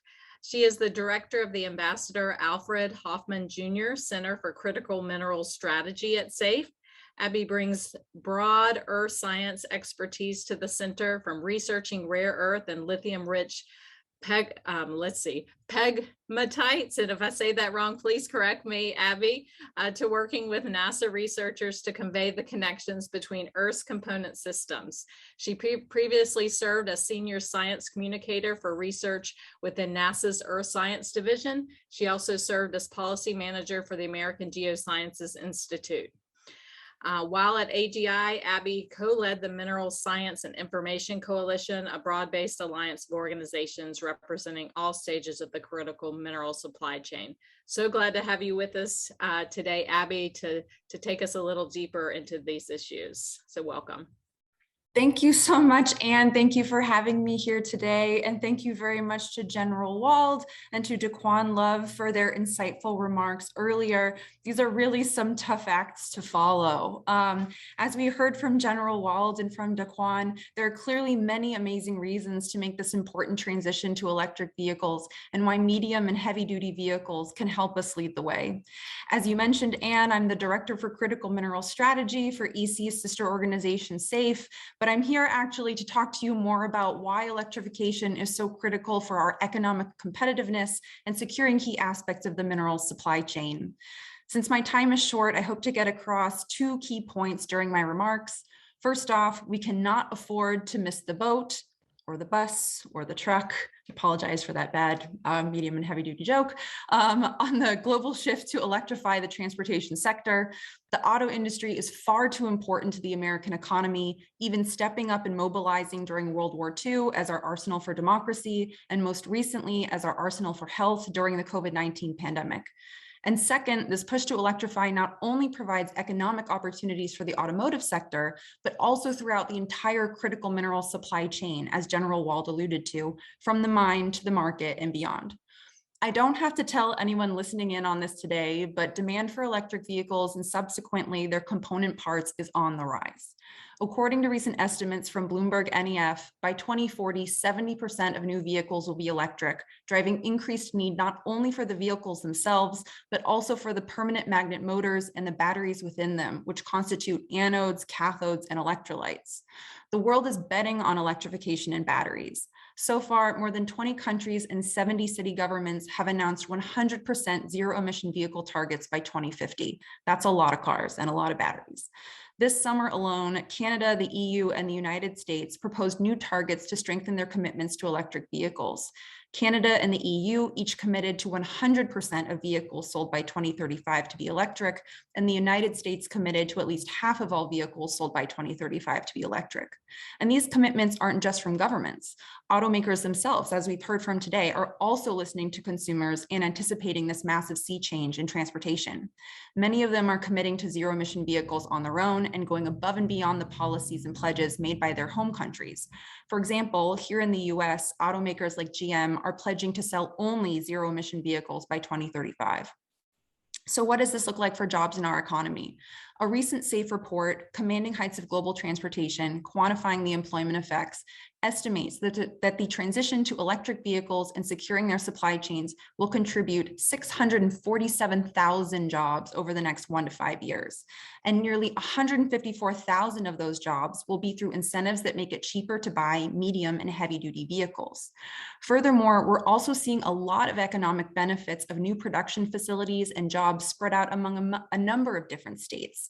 Most recently, Arrival, which is a UK-based electric vehicle manufacturer, announced that it will be building EV batteries at a new plant in North Carolina, and this is in addition to its South Carolina production facility where they make their electric buses. And speaking of battery production and buses, electrifying medium and heavy duty vehicles also helps us to better compete throughout the entire mineral supply chain that underpins our ability to actually make these vehicles. So why is this? Electric vehicles require 6 times more mineral inputs as a traditional internal combustion engine vehicle. Most light-duty electric vehicles currently rely on a traditional lithium-ion battery, which is predominantly made of mineral materials like nickel, cobalt, manganese, and lithium for battery cathodes, and graphite for their anodes. The United States is more than 50% import reliant for every single one of these materials, and also rare earth elements for permanent magnet motors, actually, to mention those as well, and is sorely behind in producing the batteries and their component parts made from them. Conversely, China dominates the battery market with large players like CATL and BYD, and currently controls more than 60% of cathode production and more than 80% of anode production. Our dependence and inability to produce these vital components ourselves greatly diminishes our economic competitiveness and leaves us vulnerable to supply disruptions, which could hamper the growth of our EV industries. Thankfully, the electrification of medium and heavy duty vehicles helps to solve this problem because their battery chemistries can be slightly different than traditional lithium-ion batteries. This nichification of battery technologies allows smaller players, like many of our more nascent battery makers here in the US, to get their foot into the door, compete, and grow with the behemoth players like CATL and BYD. So as you can see, the economic benefits of incentivizing and electrifying our medium and heavy duty vehicles goes far beyond just the vehicle. Thank you for the ability to speak with you all today, and I look forward to any questions if there's time. Great. Thank you so much, Abby. Tons of great information. And if folks have other questions and want to connect with Abby, please do feel free to reach out. Abby, if you would be able to put your email in the chat. If not, we can connect folks later if you have questions about this really important issue to ensure important growth of the transportation electrification sector. All right. Well, great. We are going to move on next to our panel on, how are we going to make all this happen? We have exciting new opportunities from the recently passed bipartisan infrastructure law and the pending Build Back Better Act. So I'm going to turn it over to my colleague, Catherine Stankin, the Senior Director of EV Policy at the Electrification Coalition. She leads and manages the policy team here at the EC, which is focused on transitioning our transportation sector to electric. Prior to EC, she served as policy director at Plug-in America, a nonprofit representing the voice of the electric vehicle consumer. And before that, she served as director of government affairs of the Solar Energy Industries Association. She received her master's degree from American University in global environmental policy and a bachelor's degree in chemistry and German from Boston College. So Catherine, let's kick off the federal panel. Great. Thanks so much, Anne. And it's great to be here. Good morning, everybody. And thanks for sticking with us. And I'm going to catch us up on the time here, but we do get to talk about federal funding right now. And so that's one of my favorite things to talk about. So I'll be sure to stay on track. And let me share my screen now to share my slides. Here we go. And from the beginning. So we have two speakers with us. Oh, is it playing from the beginning there? There we go. We have two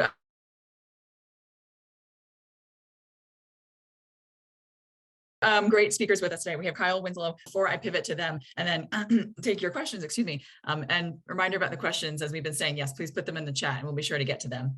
But I'm going to continue the theme from what Congressman Beyer was talking about earlier this morning with the Build Back Better Act before we pivot and talk to the Infrastructure Investment and Jobs Act. So actually, I'll take that back. And we're going to stay focused on Infrastructure Investment and Jobs Act. And I will be just briefly mentioning what the EPA is in charge of and has oversight over with the Infrastructure Investment and Jobs Act.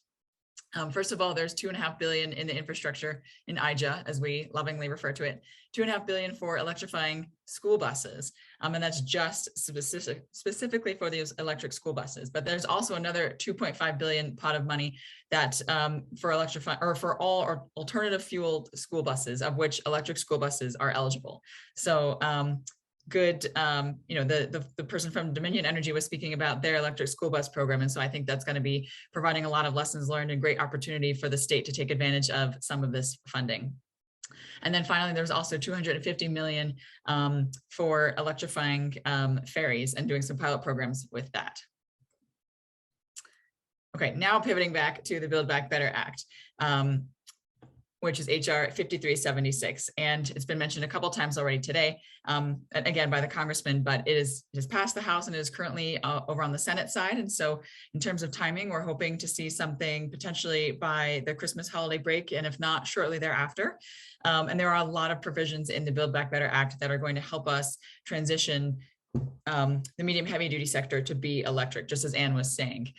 The first one here on the screen to point out is the commercial EV tax credit. And this is exactly what Congressman Beyer was talking about. So I will just skip to the next one. The next there is the 30C credit, which is called the Alternative Fuel Refueling Property Credit. And the changes that we're seeing in the Build Back Better Act, this will be a 10-year extension, so out until 2031, which provides us that long-term horizon and that long-term certainty to be advancing into transportation electrification there. You can read about the certain provisions there. And then finally, there's some additional funding being put towards the Advanced Technology Vehicle Manufacturing Loan Program. But that's not all. So here on this next slide, and I apologize that the text is so tiny, but we'll for sure send around the slides after, but there's just so much to cover here. But first and foremost there's a $5 billion pot to electrify Class 6 and Class 7 medium heavy duty vehicles. So we're excited about that provision. There's also a greenhouse gas reduction fund with additional funding of $2 billion that'll be available to cities and states and tribal governments to support some light duty infrastructure in the vehicles, but also it can apply to some buses, I believe. And then there's additional funding being put to the diesel, the DARA program, the diesel emissions reductions program at the EPA. And of course, that's to be reducing diesel emissions. There'll be funding to address air pollution at schools. Again, this ties in then to some of the funding available for electric school buses, and an additional pot of money there for $3 billion for investments in community-led projects in disadvantaged communities. And I believe that there are transit buses available or eligible under that program. Finally, here's just one more slide that shows some of the potential opportunities in the Build Back Better Act. There's this first one there is $600 million for states. This is for public level 2 in rural or underserved communities. And then there's another 200 million pot, and I believe that there are some transit applications available there. We have additional funding for the DOE Loan Programs Office, more funding for manufacturing, supply chain resilience, things for affordable housing programs, and again, tying in the transit aspect there.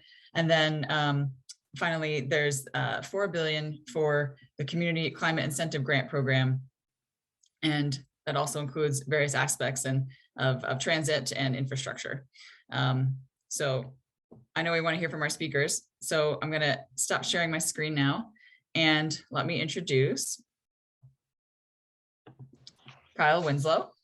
And Kyle, he leads the legislative affairs for the U.S. Department of Energy's Loan Programs Office. He previously was legislative director at the DOE's Office of Energy Efficiency and Renewable Energy under the Obama administration, and subsequently was an appointee to the DC Mayor Muriel Bowser's Office of Policy and Legislative Affairs. And Kyle previously led federal affairs for the clean transportation nonprofit CalSTART and worked in federal grants consulting. So Kyle, we'll turn it to you.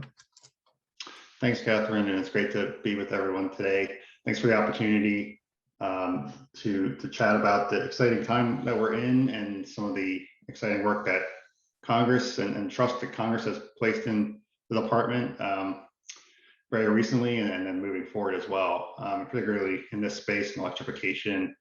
So thank you for the opportunity to speak a little bit about how the Loan Programs Office can be a part of that vision, but also some of the other DOE programs and priorities and equities that we have in the Infrastructure Investment and Jobs Act in particular.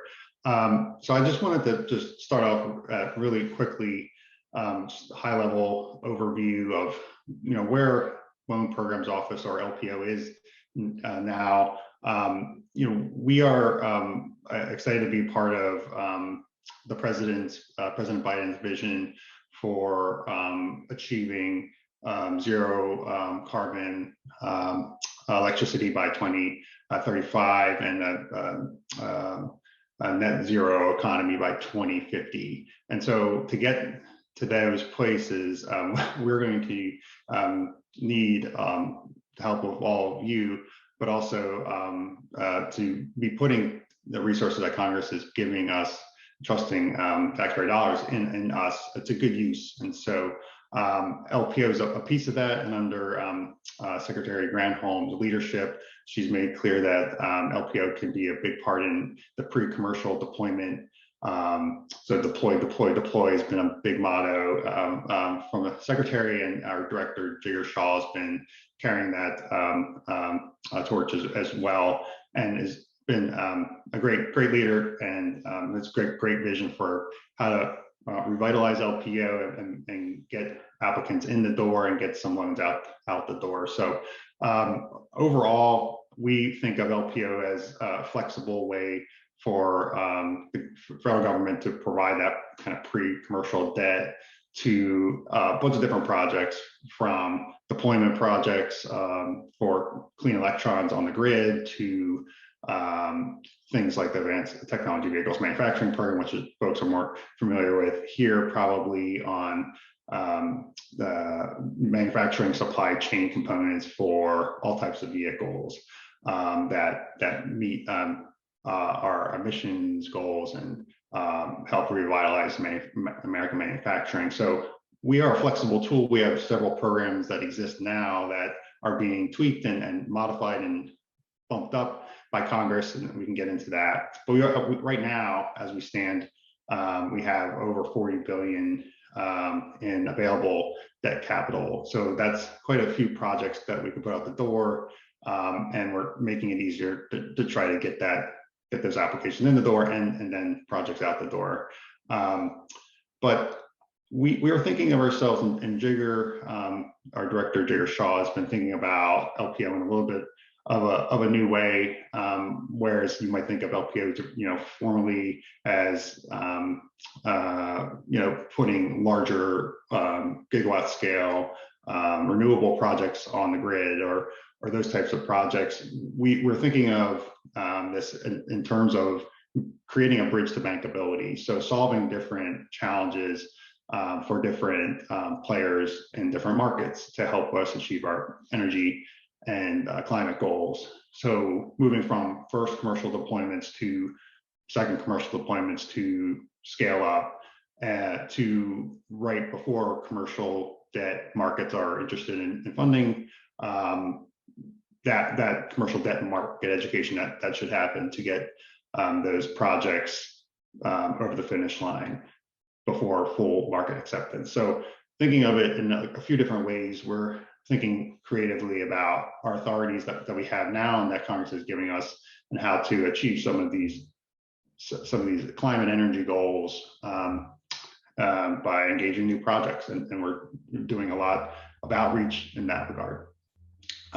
But as I mentioned, 40 billion, ATVM, the Advanced Technology Vehicles Manufacturing Program, still has 17.7 billion available in loan authority and direct loan authority in ATVM's case. And so that's again a lot of projects, and we're seeing a lot of interest there. We have currently over a dozen projects in the ATVM pipeline, totaling over 7.5 billion in requested loans.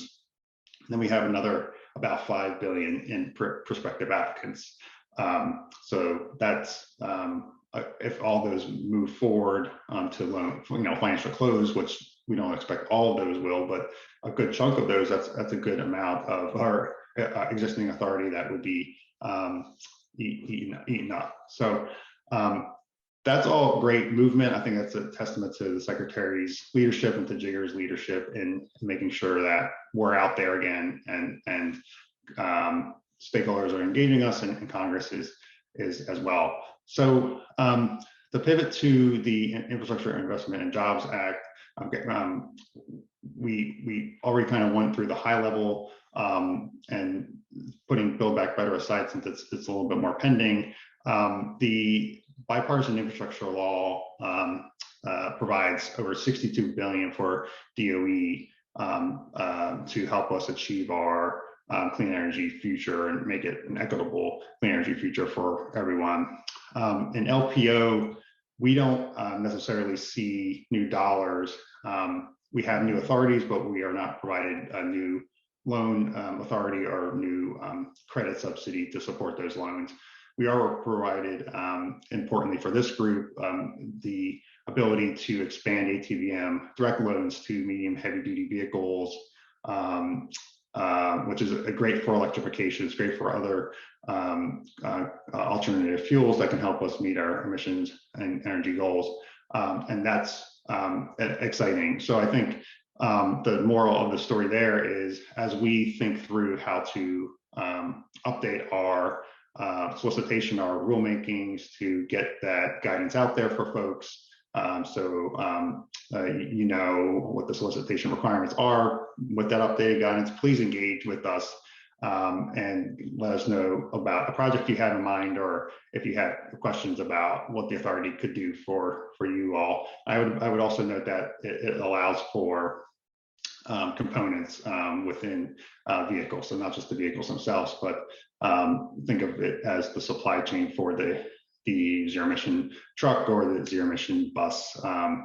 And so along those lines, we did also see in the Infrastructure Investment and Jobs Act, the broadening of authority under our deployment program to allow for critical minerals supply projects, so manufacturing processes, recycling as well. So there might be some overlap in your interest there, but maybe a little bit farther upstream, but wanted to flag that as well.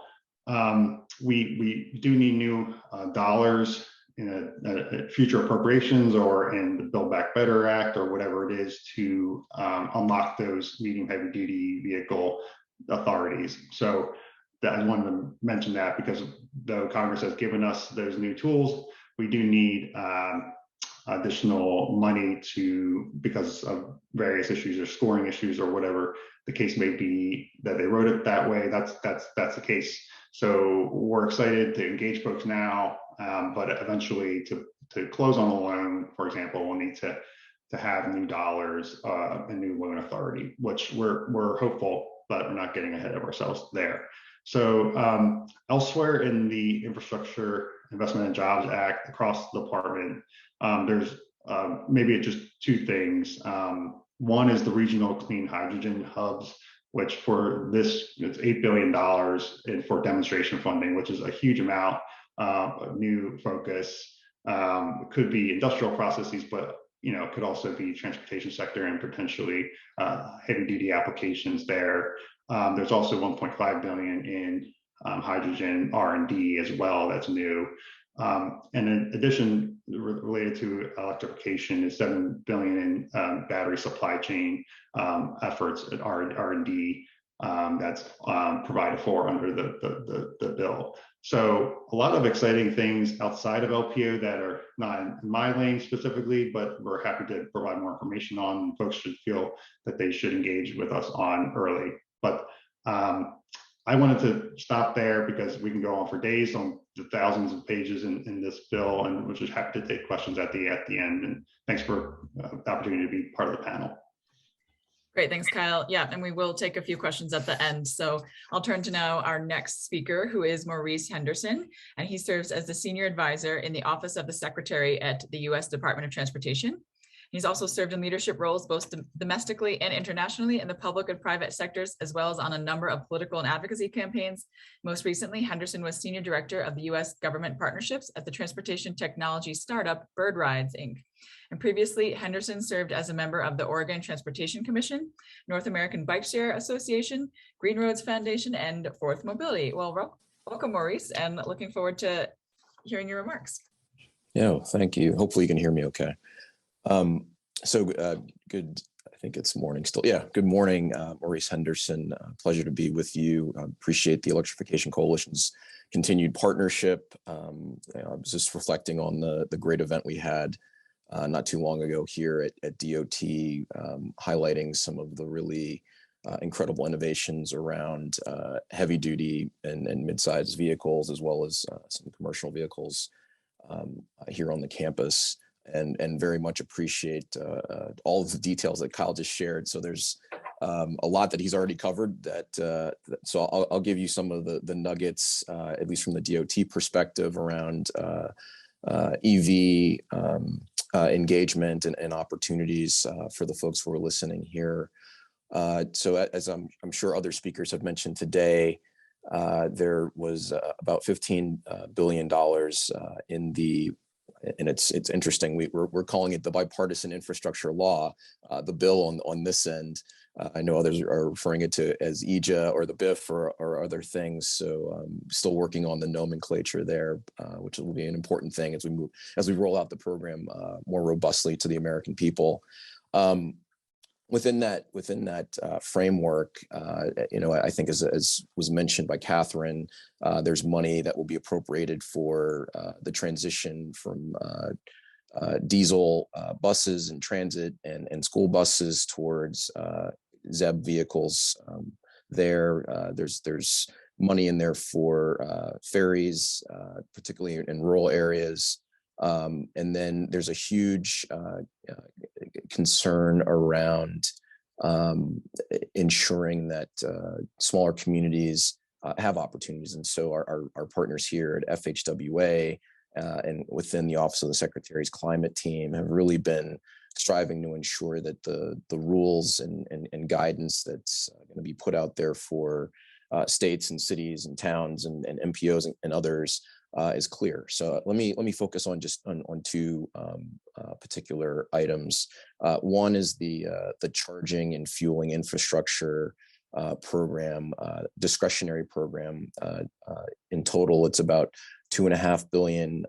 That is focused on the deployment of EV charging infrastructure, as well as other alternative fuels. So hydrogen, propane actually falls into this category, as well as natural gas. And these will be along particularly dedicated corridors or alternative fuel corridors throughout communities and throughout public spaces, et cetera. That money is over FY22 to FY26. The contracting authority will come through the Highway Transportation Fund. And so the eligible parties for that, as I was alluding to, are states, MPOs, special purpose districts, tribal governments, and territories. The eligible projects for that will be the acquisition and installation of the actual infrastructure itself. There is a provision that there's a 50% set aside in this program to make sure that the installation happens, for in public spaces, so public parks, public parking facilities, at public buildings, things of that nature. There's an important element here because we want to make sure that I think, as other speakers have mentioned, that it is accessible for the full range of people out there. There's also an operating assistance portion of the program. So after the actual installation, so after the acquisition of the infrastructure and installation of the infrastructure, there's about a 5-year window there within the appropriation that would allow for support, for operational support of that deployment. And then there's also a provision to allow for the acquisition of traffic control devices if that's a need that a community, city, state has, et cetera. There's also a requirement for us on the federal side to actually do this designation of these particular alternative fuel corridors and to develop a process for a redesignation. And so that'll be a piece of the puzzle that'll be rolled out in the weeks and months to come. The second program I wanted to talk about is the National Electric Vehicle Formula Program, and that's where the bigger tranche of money, the $5 billion is going towards. And this is a formula, a mixture of formula and discretionary funds. For this program, this is specifically focused on the strategic deployment of vehicle charging infrastructure and to establish an operable nationwide system. So that's, moving things to the cloud, that's making sure that this is a resilient system, et cetera. That again is over that 5-year horizon. So from FY22 to 26, these are advanced appropriations in the general fund. And so just to drill down a little bit in this one, the eligible parties here would be states, the District of Columbia, where I'm sitting at the moment, and Puerto Rico are eligible for this funding opportunity. The way that this will be distributed is very much the same as the federal aid funding for highways. In terms of what kinds of elements we plan to be looking for here, there would be funded projects, again, along these dedicated alternative fuel corridors. In this case, there's a set aside of 10% for communities that need additional support, particularly around EV charging infrastructure. One of the things that's really important for you all to note is that this will require you to submit a plan ahead of time in terms of how you would utilize these resources. And why that's important is two things. One, obviously, we want to know how you're going to spend those dollars, assuming, unfortunately, that folks either don't distribute those dollars or apportion those dollars appropriately. The DOT, the secretary has the discretion to withhold dollars, to reallocate dollars somewhere else within a state, or reallocate those dollars to another state. So really important here is making sure that your plan aligns with, I think, as other speakers have mentioned, the vision and goal and purpose that the president has laid out in terms of creating this broader national network of interoperable charging infrastructure. This pot of money also establishes, and I'm glad Kyle's on the panel with me here, a $300 million program down payment towards a joint program office between the Department of Energy and the Department of Transportation. Really exciting opportunities there. I believe there's about $470 million in other opportunities that will be competitive grant opportunities coming out of this pot of money. And so, we're really excited about the work ahead. We're really excited to partner with you and your colleagues throughout the country. And I'll pause there and see if there's some questions, Catherine, that we can try to get to quickly here. Yeah. Thank you for your time. Great, thanks, Maurice. And I know that we'll pull Kyle back up here too for some questions. So if you have your question, please pop it in the chat. But if not, I will go ahead and throw something out to our two panelists here. So I'm curious, so we have a lot of participants on who are, maybe from cities or municipalities or organizations that they themselves would be putting in applications. And maybe this is more directed towards you, Maurice, but how can they be preparing strong, applications that'll be fully considered in terms to take advantage of the grant funding that'll be available under the 2.5 billion? Right. No, appreciate that question. And as a former state and local official, I understand the anticipation around this. It's funny, we've had a lot of conversations here at the DOT with partners at NACO and U.S. Conference of Mayors and NLC and others. A number of the details are still being worked out, but I think the thing I would, as I was mentioning in my last comments, around your EV infrastructure planning, I think that's something that you can start doing today, right now. There's an opportunity. I know there's folks from the utilities represented on this call or has been on this call previously. That linkage between localities, states, MPOs, et cetera, and your utilities, I think is going to be another critically important piece of this. As you've heard the president speak about and the administration writ large, the notion of engaging, quote, non-traditional stakeholders in this process, I think is also a really important piece. Non-traditional stakeholders, generally those who are not MPOs or state DOTs. So that can be cities, that can be towns, that can be nonprofits, philanthropic organizations, et cetera. So I think to the degree that you can show a robust network and ecosystem of partners that are invested in this, really appreciated the comments that Mr. Love made earlier about electrification and EVs, particularly of Jackson Ward. Ironically, the secretary and myself and the team were in Richmond just last Friday, visiting Jackson Ward. So this is, that image is front and center in our minds as a compelling story. So I think there's great opportunities there. Certainly would refer folks to our friends at the Climate Office and FHWA for further questions as we roll out some of the programmatic activity. Great. And then, so with the programs that are rolling out, I mean, we've seen a lot of comments from people in the chat today, just their ideas. And then later on the boot camp, we have kind of a creative ideas session, like a fishbowl session where we'll do a popcorn round of ideas. So how can people be, to both your agencies, be sharing some of these ideas about how the funding should be spent or what it should look like? And I know, DOT has something out right now, but could you both maybe elaborate on your processes for input?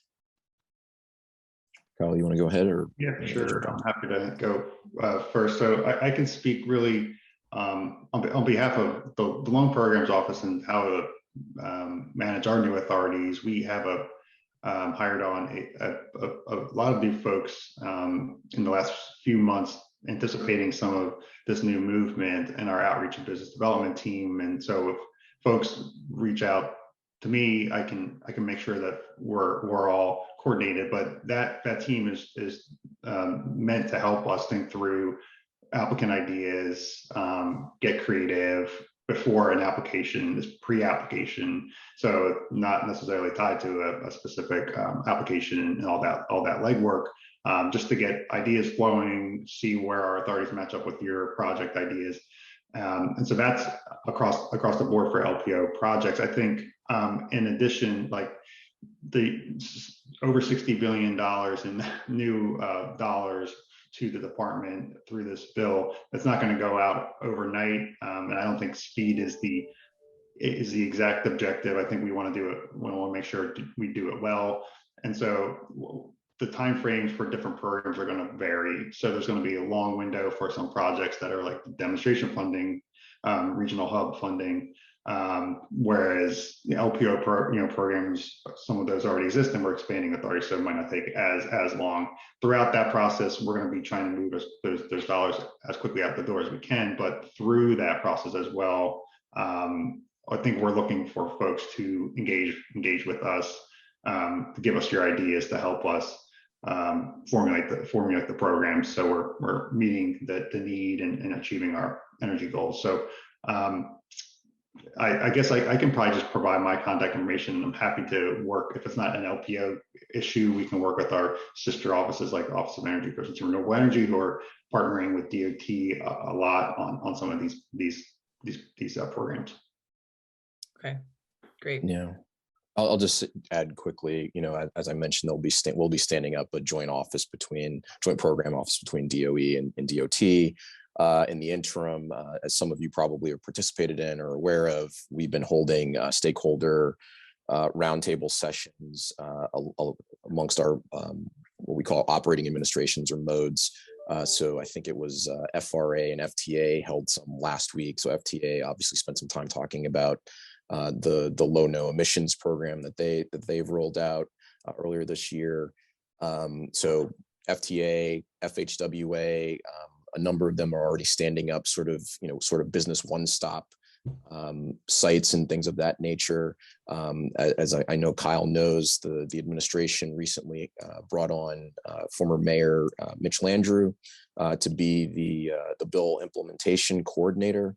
And so some of the essentially tethering of all of the work and centralizing that to make it easy for the participants and the entities that you all represent, easier to have a central place to go, that will be stood up. But in the interim, as Kyle mentioned, I'm happy to also make sure that questions and ideas are funneled to the right places on the DOT side, and obviously when the Joint Program Office gets stood up, we'll be looking forward to that collaboration, as well. Great. Well, I think we are at our time limit now. So I just want to thank both of you so much for your time today. And we look forward to working with you in the future as we roll out this funding under the, Maurice, I think you want us to refer to it as the bipartisan infrastructure law. Law. Yes, it is signed into law. Let's celebrate that. Yeah, I still might refer to it as EJA or IJA, but yeah, the law. We'll go with that. That's all right. All right. Great. Well, thank you so much again. All right. Take care. Bye-bye. I am going to now turn it over to Alan Harned, who is the Executive Director of the Virginia Clean Cities. And Alan does amazing work across the state. So Alan, I will pass it to you. Well, thank you very much. And I'm lucky to be here and grateful for this. And it was also good to see two of my bosses on that last panel. I used to work, Maurice Henderson, of course, used to spend a lot of time in the Commonwealth of Virginia in the Kane administration. And it's good to see the DOT. The Clean Cities program, I'm just giving a brief intro. There's about 75 Clean Cities coalitions covering most of the United States. We're kind of like the secret sauce partnership at a local level for some alternative fuel activities. And so it's with a partnership with the U.S. Department of Energy. And so thank you, Anne. We're going to talk about transit in this session today. Virginia Clean Cities is a member of Virginia Transit Association, which is sort of a triple whammy positiveness for air, for climate because of the VMT reductions, and electric vehicles in transit is just this super successful area, highly leveraged, and Virginia's transit really has been leaders in moving forward with some clean transportation, heavy duty vehicles, and especially with the bipartisan infrastructure law, some new resources are coming down the pipe. In Virginia, there is a Clean Cities Coalition that covers all of Virginia. There's also a DC area Clean Cities Coalition.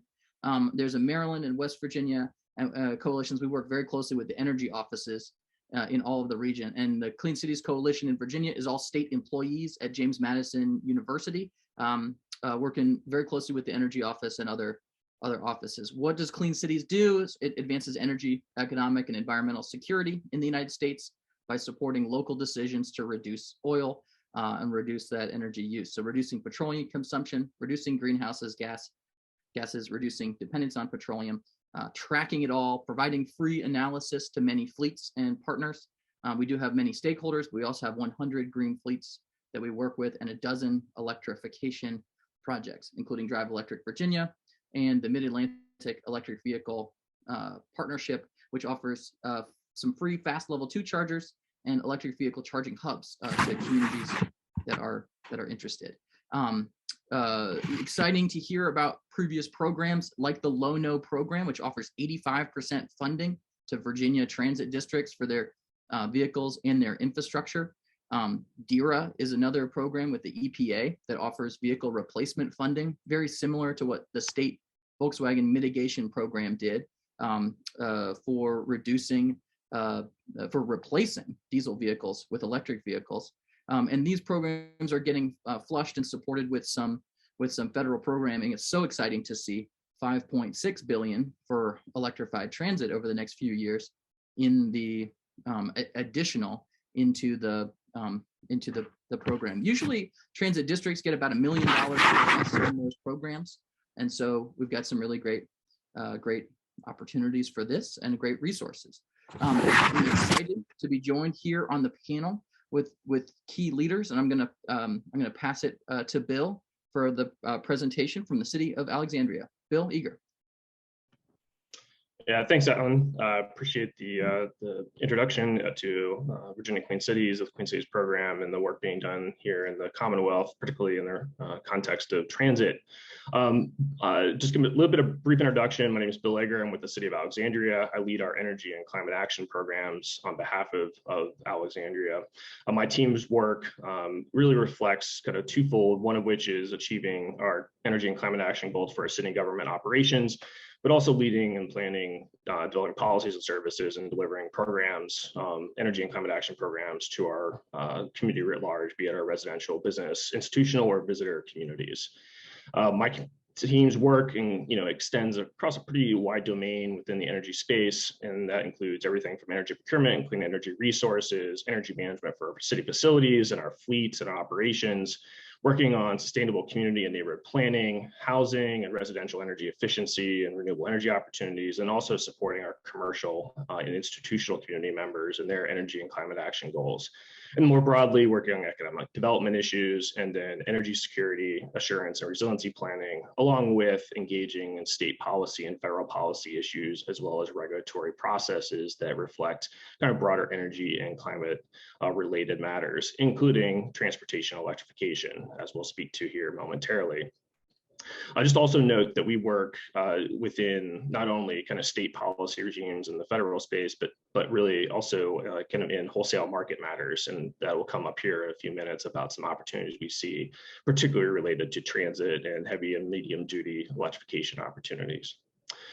Insofar as just to dive in really to the transportation electrification space, I'm going to start out pretty high level and then move to transit specifically. Just at first, we lead, the City of Alexandria has been kind of engaging in transportation electrification matters for the past couple of years. At kind of the highest level, the past year, our City Council approved what we call our electric vehicle charging infrastructure readiness strategy. It's a mouthful, but the long and short of it is really looking forward to the preparation of the community to look to charging infrastructure support for our broader community, as well well as our fleet, transit, and schooling needs, and really laying out a strategy forward to how we will look to integrate our localized considerations for electrification into the broader fabric of kind of the national, state and national considerations for charging infrastructure, corridors, et cetera. And so, as we've heard from our previous panel and others today, you know, this is a really, we see it as a strong position and an example for many other communities to really consider how transportation support, particularly through charging infrastructure needs, can lay the groundwork for really transitioning our transportation systems into the future. Just noting that as we talk about medium and heavy duty vehicles, we have a pretty strict focus on our city fleet as well. We've been working the past couple of years on our passenger fleet, but also beginning to transition our medium and heavy duty fleet as well, be it our bucket trucks or all the equipment that a city might consider or operate in order to support delivering community services. And so right now, just to note that we have kind of consideration, we're investing in kind of transition of our waste haulers, as well as other specialized equipment, tractors, dumps, et cetera, as those become market available and feasible for our needs, transitioning that as well. Transitioning slightly into the transit space, I'm going to speak really briefly about our school busing operations in partnership with Dominion Energy's kind of school bus electrification program that was spoken to earlier. Alexandria as a participant, we have 5 buses kind of on the road right now, and looking forward to introducing significantly more. We operate about 150 school buses as of current, and looking to transition our full fleet as appropriate over the course of the next 10 to 15 years, and looking to again partner with Dominion as well as the state through their clean school bus program through the Department of Environmental Quality, and take advantage of that transition of that heavy fleet as well. And then finally, let me transition really into the core of today's topic, and that is transit operations. The City of Alexandria's DASH program is our transit operator. It serves as a supplemental service to the Metropolitan Washington, D.C. Kind of WMATA, Metro Rail, Metro Plus backbone, transportation backbone, and we provide supplemental service to the Alexandria community with approximately, I think it's about 30 routes right now that we operate throughout the community, is in both kind of arterials as well as side roads. We just went through a massive repositioning of our fleet within the past 6 months, and kind of reconfigured our routes to provide greater and better service to the Alexandria community, as well as transitioned our DASH service to be fare-free, such that greater accessibility to those who may not otherwise be able to afford, and provide greater access financially to our system as well. And in so doing, what we've seen, just to note about the criticality of our service, and this will come into play when we talk about planning for transition or in our electrification program, is that we've seen a ridership increase over 20% overnight, basically in restoring back to pre-pandemic levels and beyond. And so the notion of our system as a critical backbone for transportation needs it can't be more understated or overstated, and also that it just serves to really support broader transportation needs and reduce the need for single occupancy vehicles across our community and in the metropolitan DC region. Commensurate with our kind of reroute or redevelopment of routes and going fare free, at the same time, we have been undergoing the transition of our bus transit fleet to battery electric buses as well. Beginning in 2018 and 2019, the city made a policy choice to begin transition of our existing fleet of about 115 buses to battery electric. And starting in 2019, went through a feasibility assessment process, and then ultimately leveraging the state's Volkswagen Mitigation Trust funding, began to invest in the transition of buses. We have 6 buses, initially starting with 6 buses. And then in the next 2 months, we'll have a total of 14 buses, all the way to transitioning our full fleet by 2034. Starting in 2025, we'll be exclusively purchasing battery electric buses. And in that time period right now, we have kind of a mixed strategy of additional battery electric as well as clean diesel buses coming on road. And then again, phasing out the full diesel and clean diesel buses by 2034. We started as I stated, we started really with kind of a focused planning effort and evaluating kind of the needs of our system through a feasibility study analysis. And my colleague Joe Empert from CTE will discuss that here momentarily.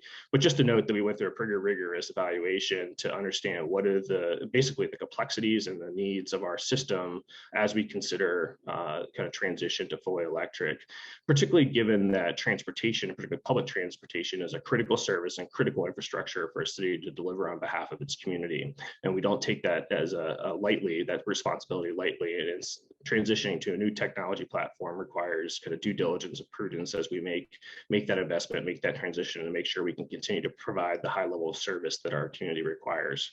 And Bill, that is a good transition. If we could swap over to Joe for a moment and then come back at the end of Joe's comments. Thank you.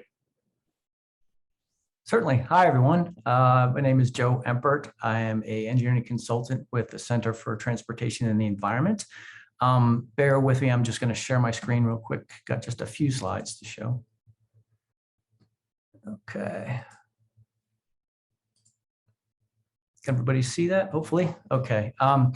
So I just want to go through a few slides, just some background about who we are, what we do, and what we did for the city of Alexandria. So as I mentioned, I'm an engineering consultant. I've worked on a couple of different VA Virginia projects over the last couple of years, one of which is this one. The other one is the Virginia Transit Equity and Modernization Study. It's sponsored by DRPT, which is ongoing right now. Also went to Virginia Tech, so I have some personal ties to the state, so I'm real happy to join today for sure. By way of context, the background of CTE and our role here, we're a nonprofit engineering and planning organization based in Atlanta with offices in Berkeley, LA, and St. Paul. We assist organizations in planning and the deployment of zero-emission transportation technologies. So we've had a presence for quite some time, got a large portfolio across the country. We have really main 4 service areas that we're involved in, one of which is prototype development and demonstration for new technologies. We also have our smart deployment program, which is geared toward first-time deployments, agencies that are new to the process to guide them through that process. We also have a fleet transition area of work, which is basically coming up with strategic plans to transition to fleet over time. And also, finally, we have education and outreach. So we do a lot of educational reporting, webinars, sponsor industry groups for collaboration, and we also have an annual zero-emission bus conference that we sponsor. This gives a view of kind of what our projects look like across the country. As you can see, and as we've discovered, as zero-emission buses were first coming online, the dominant type of project we would work on would be those individual deployment projects, the smart deployment projects. Now we're finding that increasingly municipalities and regions are setting these long-term goals that we've talked about for 100% electrification.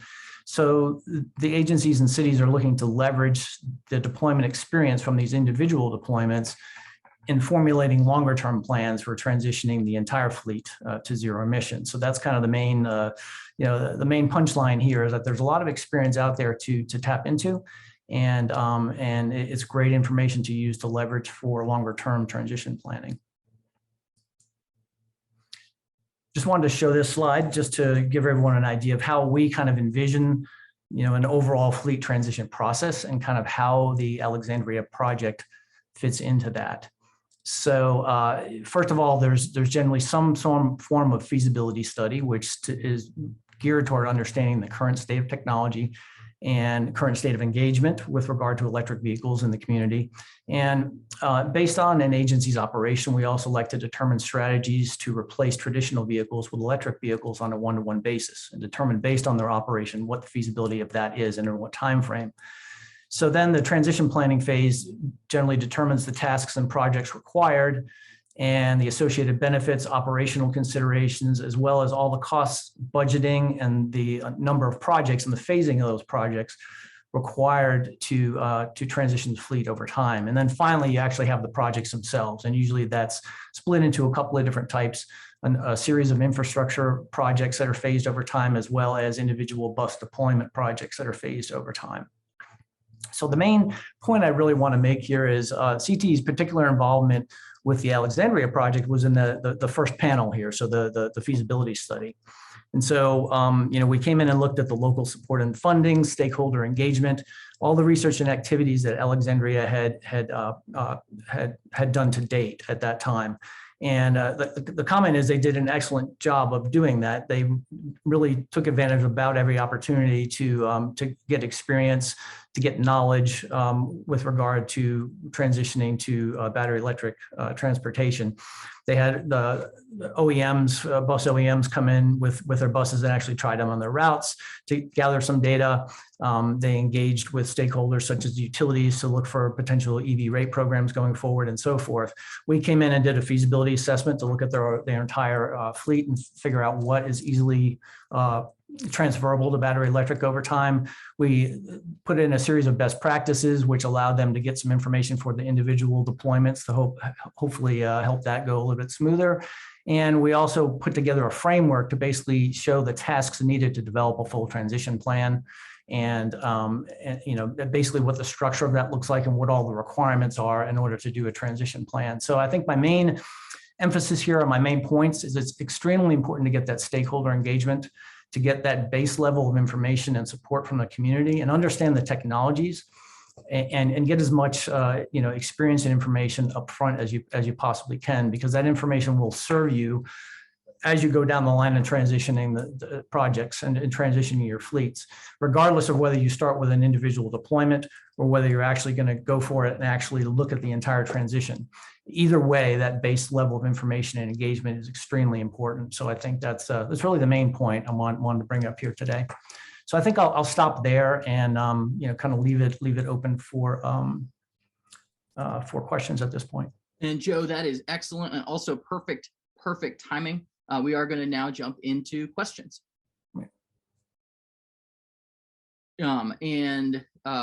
I am going to ask for assistance from the Electrification Coalition staff if there are additional questions, and if you could wave your hand. But the first I would have, and this might be for both of you, as Dash got into a plan for 100% electrification, there was a couple tiered approaches that they needed to work with you guys on even a new facility construction, some new charging styles and standards. Any key pointers that you'd want to share with the audience on how to operate that? And also if EC could keep me posted on Anne, if you're going to be asking those questions. Oh, yes.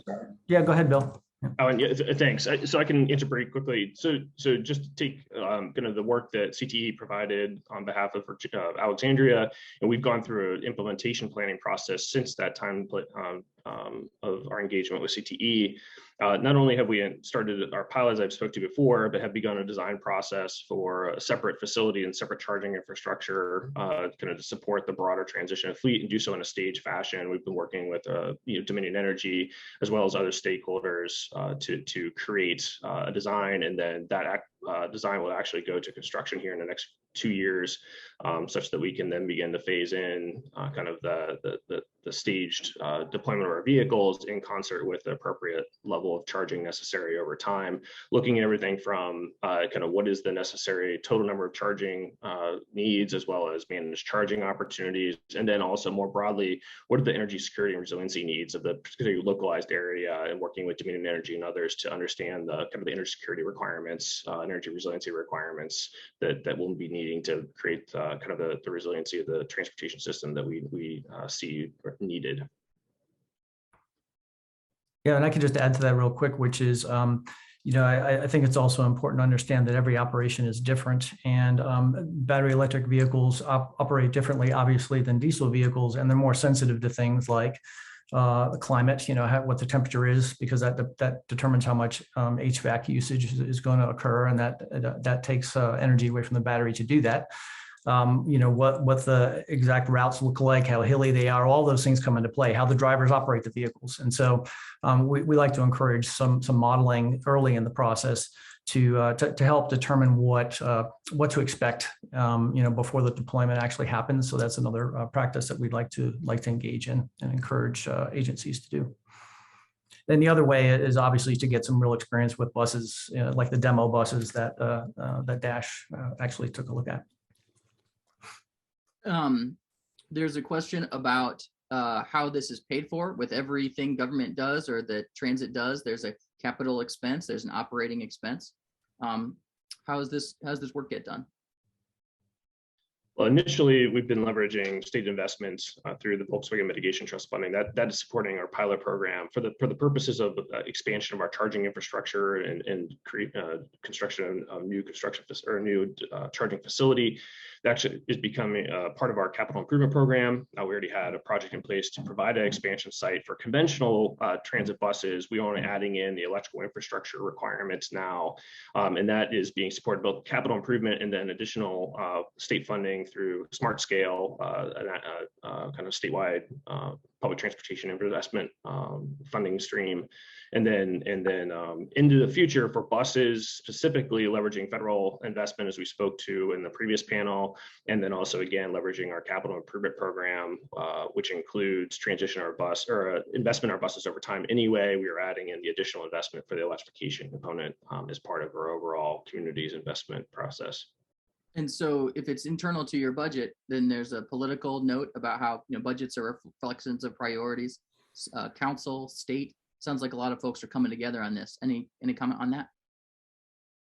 Yeah, I mean, I would just emphasize that our city council had made a policy decision back in 2019 to kind of invest in electrification of our transit system and have been following through. And as you note, that is reflected in our budget decisions, particularly our capital improvement program, and then how we also leverage any state or federal investment that opportunities that come about investing in our program, as opposed to reflecting that conventional buses, actually doing so in a way that meets our goals and out to 2035, where we have set to have a 100% zero emission bus program.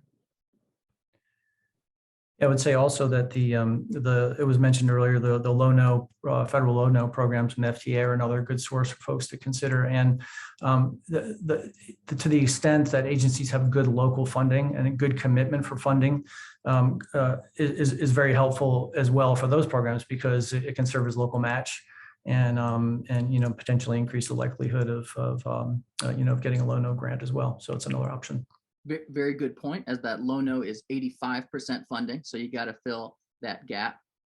There's a really great question that just came in about, I know that you started with some DC fast chargers, so plugging it in, but there's a question about alternative charging, like overhead pantographs.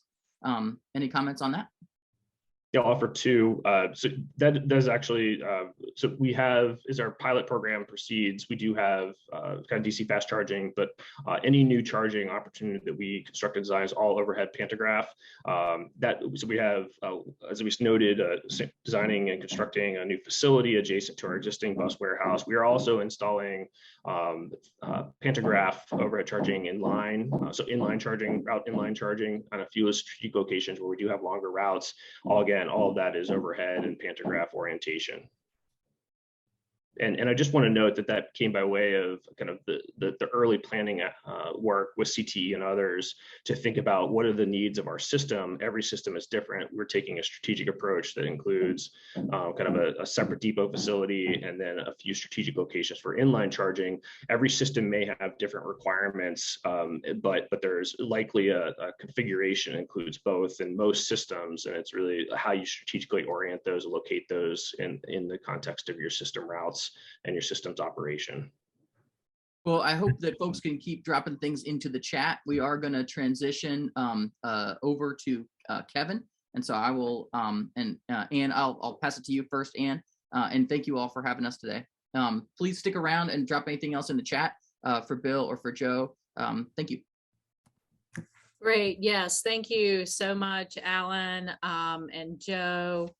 And Bill, really appreciate your sharing these great lessons. We started the day with the political story, then moved to technology and specific policy, and then funding opportunities. And it's really good to sort of wrap up this set of presentations with, how do you put all that together? And so I know there's going to be a lot more questions specifically on this, how do we get it all done with all these different component parts? So really appreciate your sharing those lessons learned. They're just so valuable to this issue. So for our final session of the day, we, in the registration for the event, we provided an open section for partners and others to submit a request of things that are happening or ways that you want to collaborate with others. So next, we're going to hear from two submissions. First, we will highlight Kevin Foster. He's with Momentum Dynamics to talk with us a little bit about wireless charging. So Kevin, please, the floor is yours. All right. Can you see my screen? We can. Excellent. My name's Kevin Fisher. I'm the Director of Truck Systems Electrification with Momentum Dynamics. And my message is simple. Wireless EV high power fast charging is here and operational.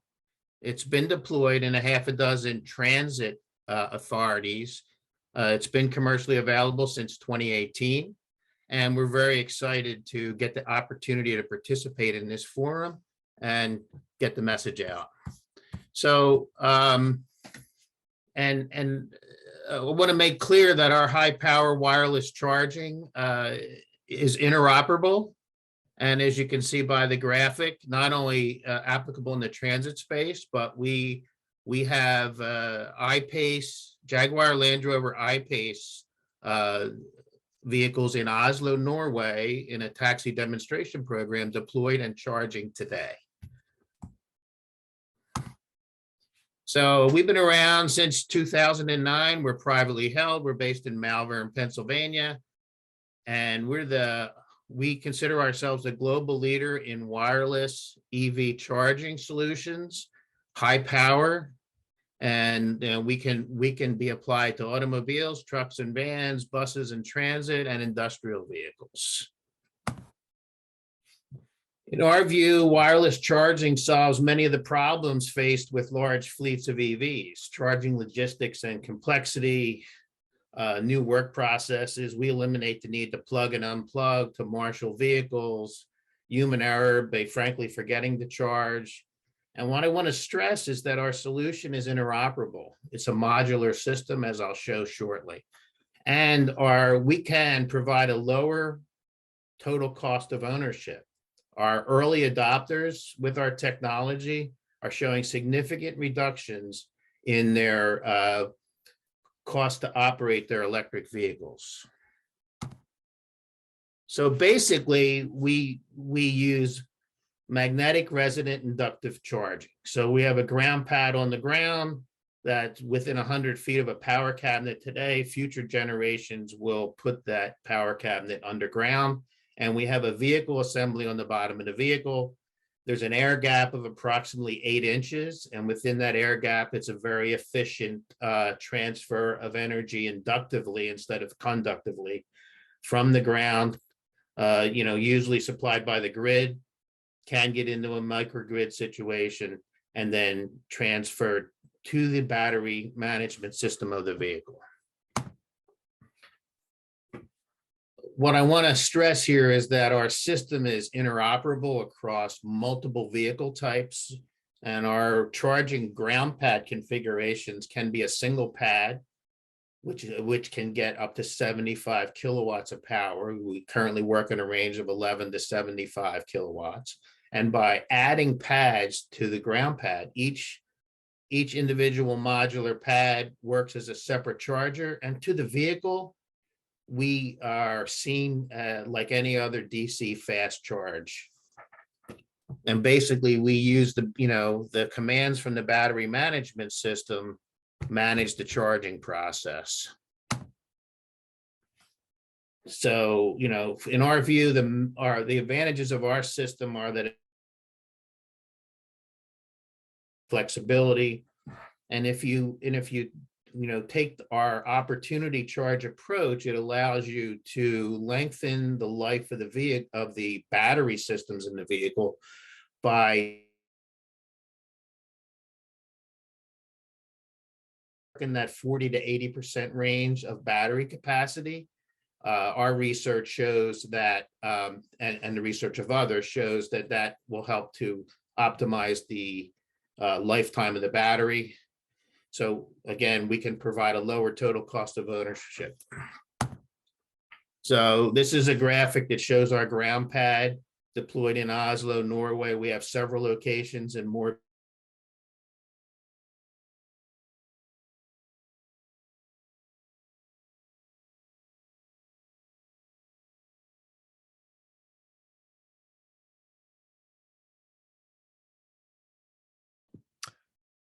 Kevin, I believe you're muted. I don't know if anyone else is having that problem. Having that problem. Yeah.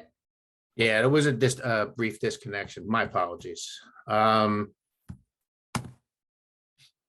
in the transit space, we've been, Link Transit's been operating our technology since 2018, and they are currently expanding the program. That's an example of a 300 kilowatt in-ground charging station, and of course, there's 4 pads under the vehicle.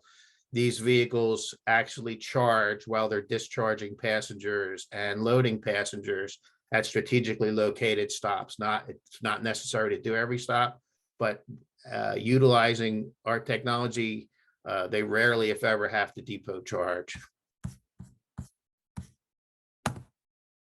Another new installation is Martha's Vineyard is installing our technology as well.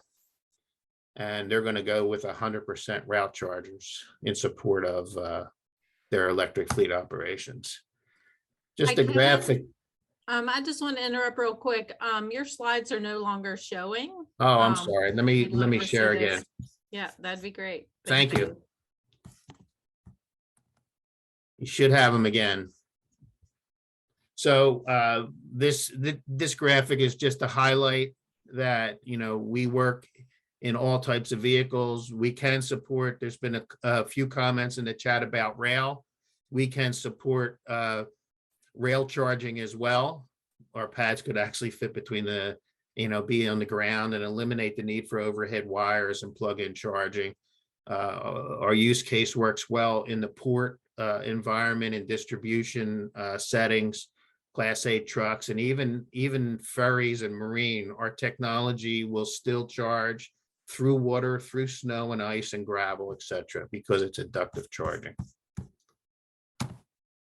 This is just a graphic that shows 4-pad installation. So that's a 300 kilowatt vehicle assembly on the bottom of this. Happens to be a BYD bus. We're fully integrated with 9 different models of BYD, and on that path with Gillick and Green Power. And we're talking to multiple OEMs in both the passenger car and truck space. Thank you very much for the opportunity to present, and I'll put my contact information in the chat for folks that want to get in touch with us. Thank you so much. Great. Thank you so much, Kevin, for joining us and sharing that information. We had the opportunity to see some of your demos at the DOT and Senate events that we hosted back in October, and glad you could join us to share that. Yeah, we were thrilled to be excited and thrilled to be invited to that event. That was a great forum. Great.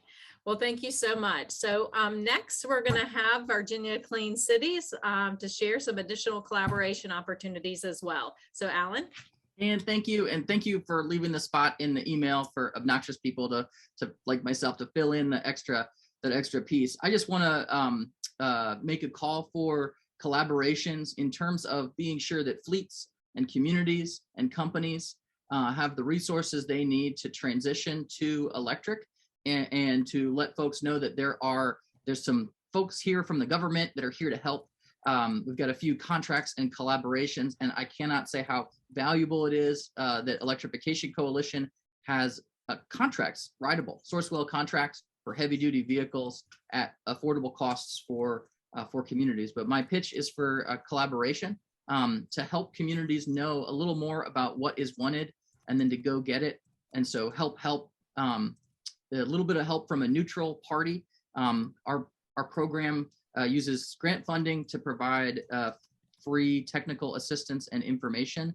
And we do regular calls to see if somebody wants help with a DERA grant or with a Low-No grant and trying to help present those federal funding, those opportunities, as well as the limits. The federal programs come with a lot of strings attached, and some of them require big dollar figures to access.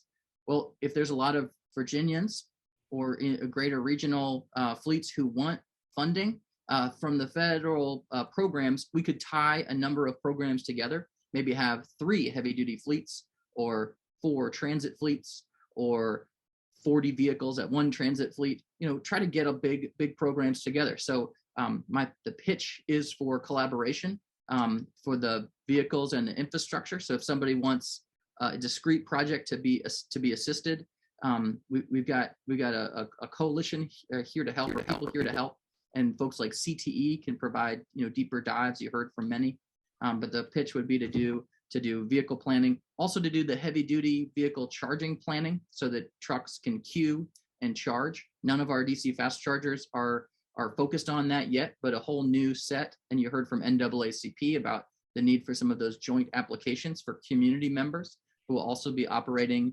owner-operated vehicles for this as well. So there's DOE-funded projects, et cetera. Public-private partnerships, planning assistance, working with state agencies like Virginia Energy. I saw Robin Jones on this call, and Virginia Energy's been doing a lot of this on corridors and vehicle deployment. Virginia DEQ, which is very interested in providing direct resources to be sure that Virginia can get some of the competitive national programs that Mr. Henderson noted, and aggregating these programs. There's some great leaders in Virginia like Volvo who has secured some of these partnerships, communities like Fairfax, Alexandria, Roanoke, Charlottesville, Chesapeake, who have been able to set a plan, set a budget, and then secure that help, secure that federal help from those partnerships. So a lot of shoulders of giants that we can lean on. And looking back at the transit, at electric school buses, at the and then looking towards like public works vehicles and other things, individual corporate vehicles. There's a whole lot to do. Collaborations with government at all levels, with the funding sources, with utility providers that might be able to offer more. And so just super excited. And I just wanted to pitch that level of collaboration and help to write down those ideas, get through a budget, and get to yes with your budget and your chargers and your vehicle.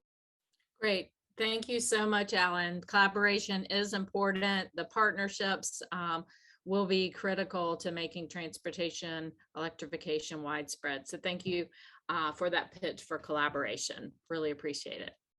All right. Well, to wrap us up today, we have a closing video that we would like to share, and I'm going to turn it over to Aaron Biles, EC's campaigns program manager, here to introduce it. He really has been the champion behind many of EC's previous policy boot camps, and so wanted him to jump in and share this final piece.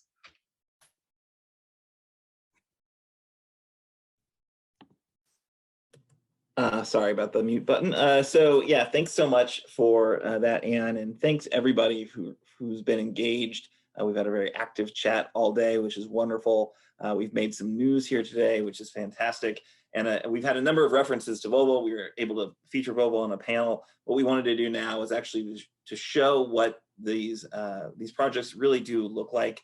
We've been, it's easy to think about medium and heavy duty electrification as something that's off into the future. But what we know is the technology's here, it works, and in places like California with the Volvo Lights program, they are partnering with a number of different fleets to electrify all elements of the logistical supply chain in a place that really needs it. So Ontario, California, which is an area that has certainly struggled with some air pollution issues. There's been money put to place here to really partner with different fleets, and I want to demonstrate that right now with this great video that shows how that technology is working right now as we speak. Will, do you want to start that off?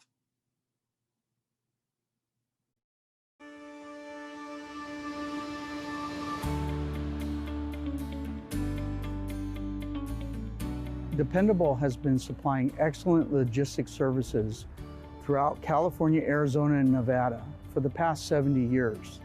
DHE, we're very proud to be driving the innovation into electrification for Class 8 trucks.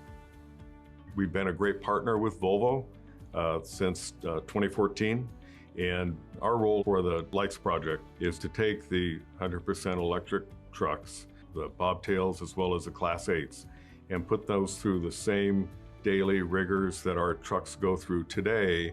Having that VNR truck, that's what the driver's been used to driving for years. The driver isn't having to experience a totally new environment. I think there's so many advantages to having electric over the diesel powered. What's different about this truck than the diesel truck is that it handles a lot more smoothly, and it does have a lot of pick up and go.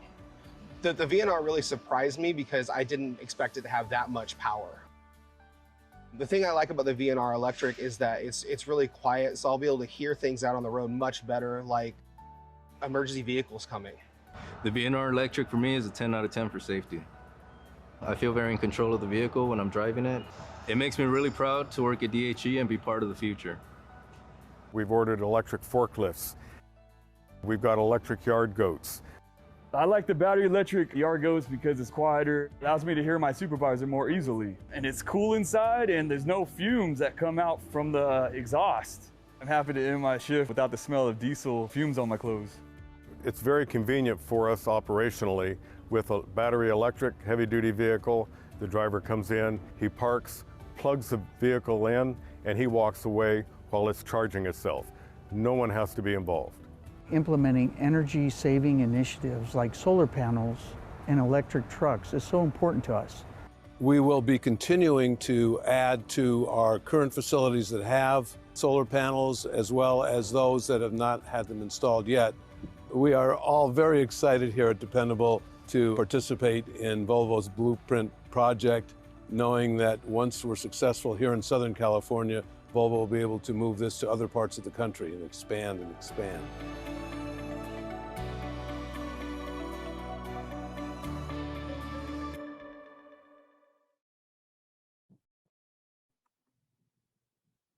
That's a great video, and I just did want to note that every single vehicle there was, of course, built in Virginia. So while they're being deployed in California, and there are resources from the state of California to help that deployment, that is absolutely paying dividends for Virginia right now as we speak. So, Ann, I'll hand it back to you to close us out.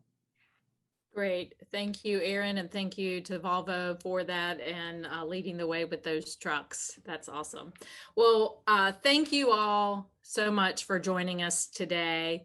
I'd also like to thank our whole EC team for their work pulling together today's event. It takes many hands to get this done. So thank you, especially to our consultant, Annie, Marie McConnell, our intern, Julia Sexton, who's located in Virginia and is in her final days with us and job hunting, Aaron Viles, Dr. Rigoto Solo, Catherine Stankin, and all of the EC team. Just thanks for everybody's work in pulling this together. And all of you, we look forward to continued partnerships and collaboration to expand transportation electrification across Virginia. So thank you. That wraps us up. I hope everyone has a wonderful rest of your day and happy holidays.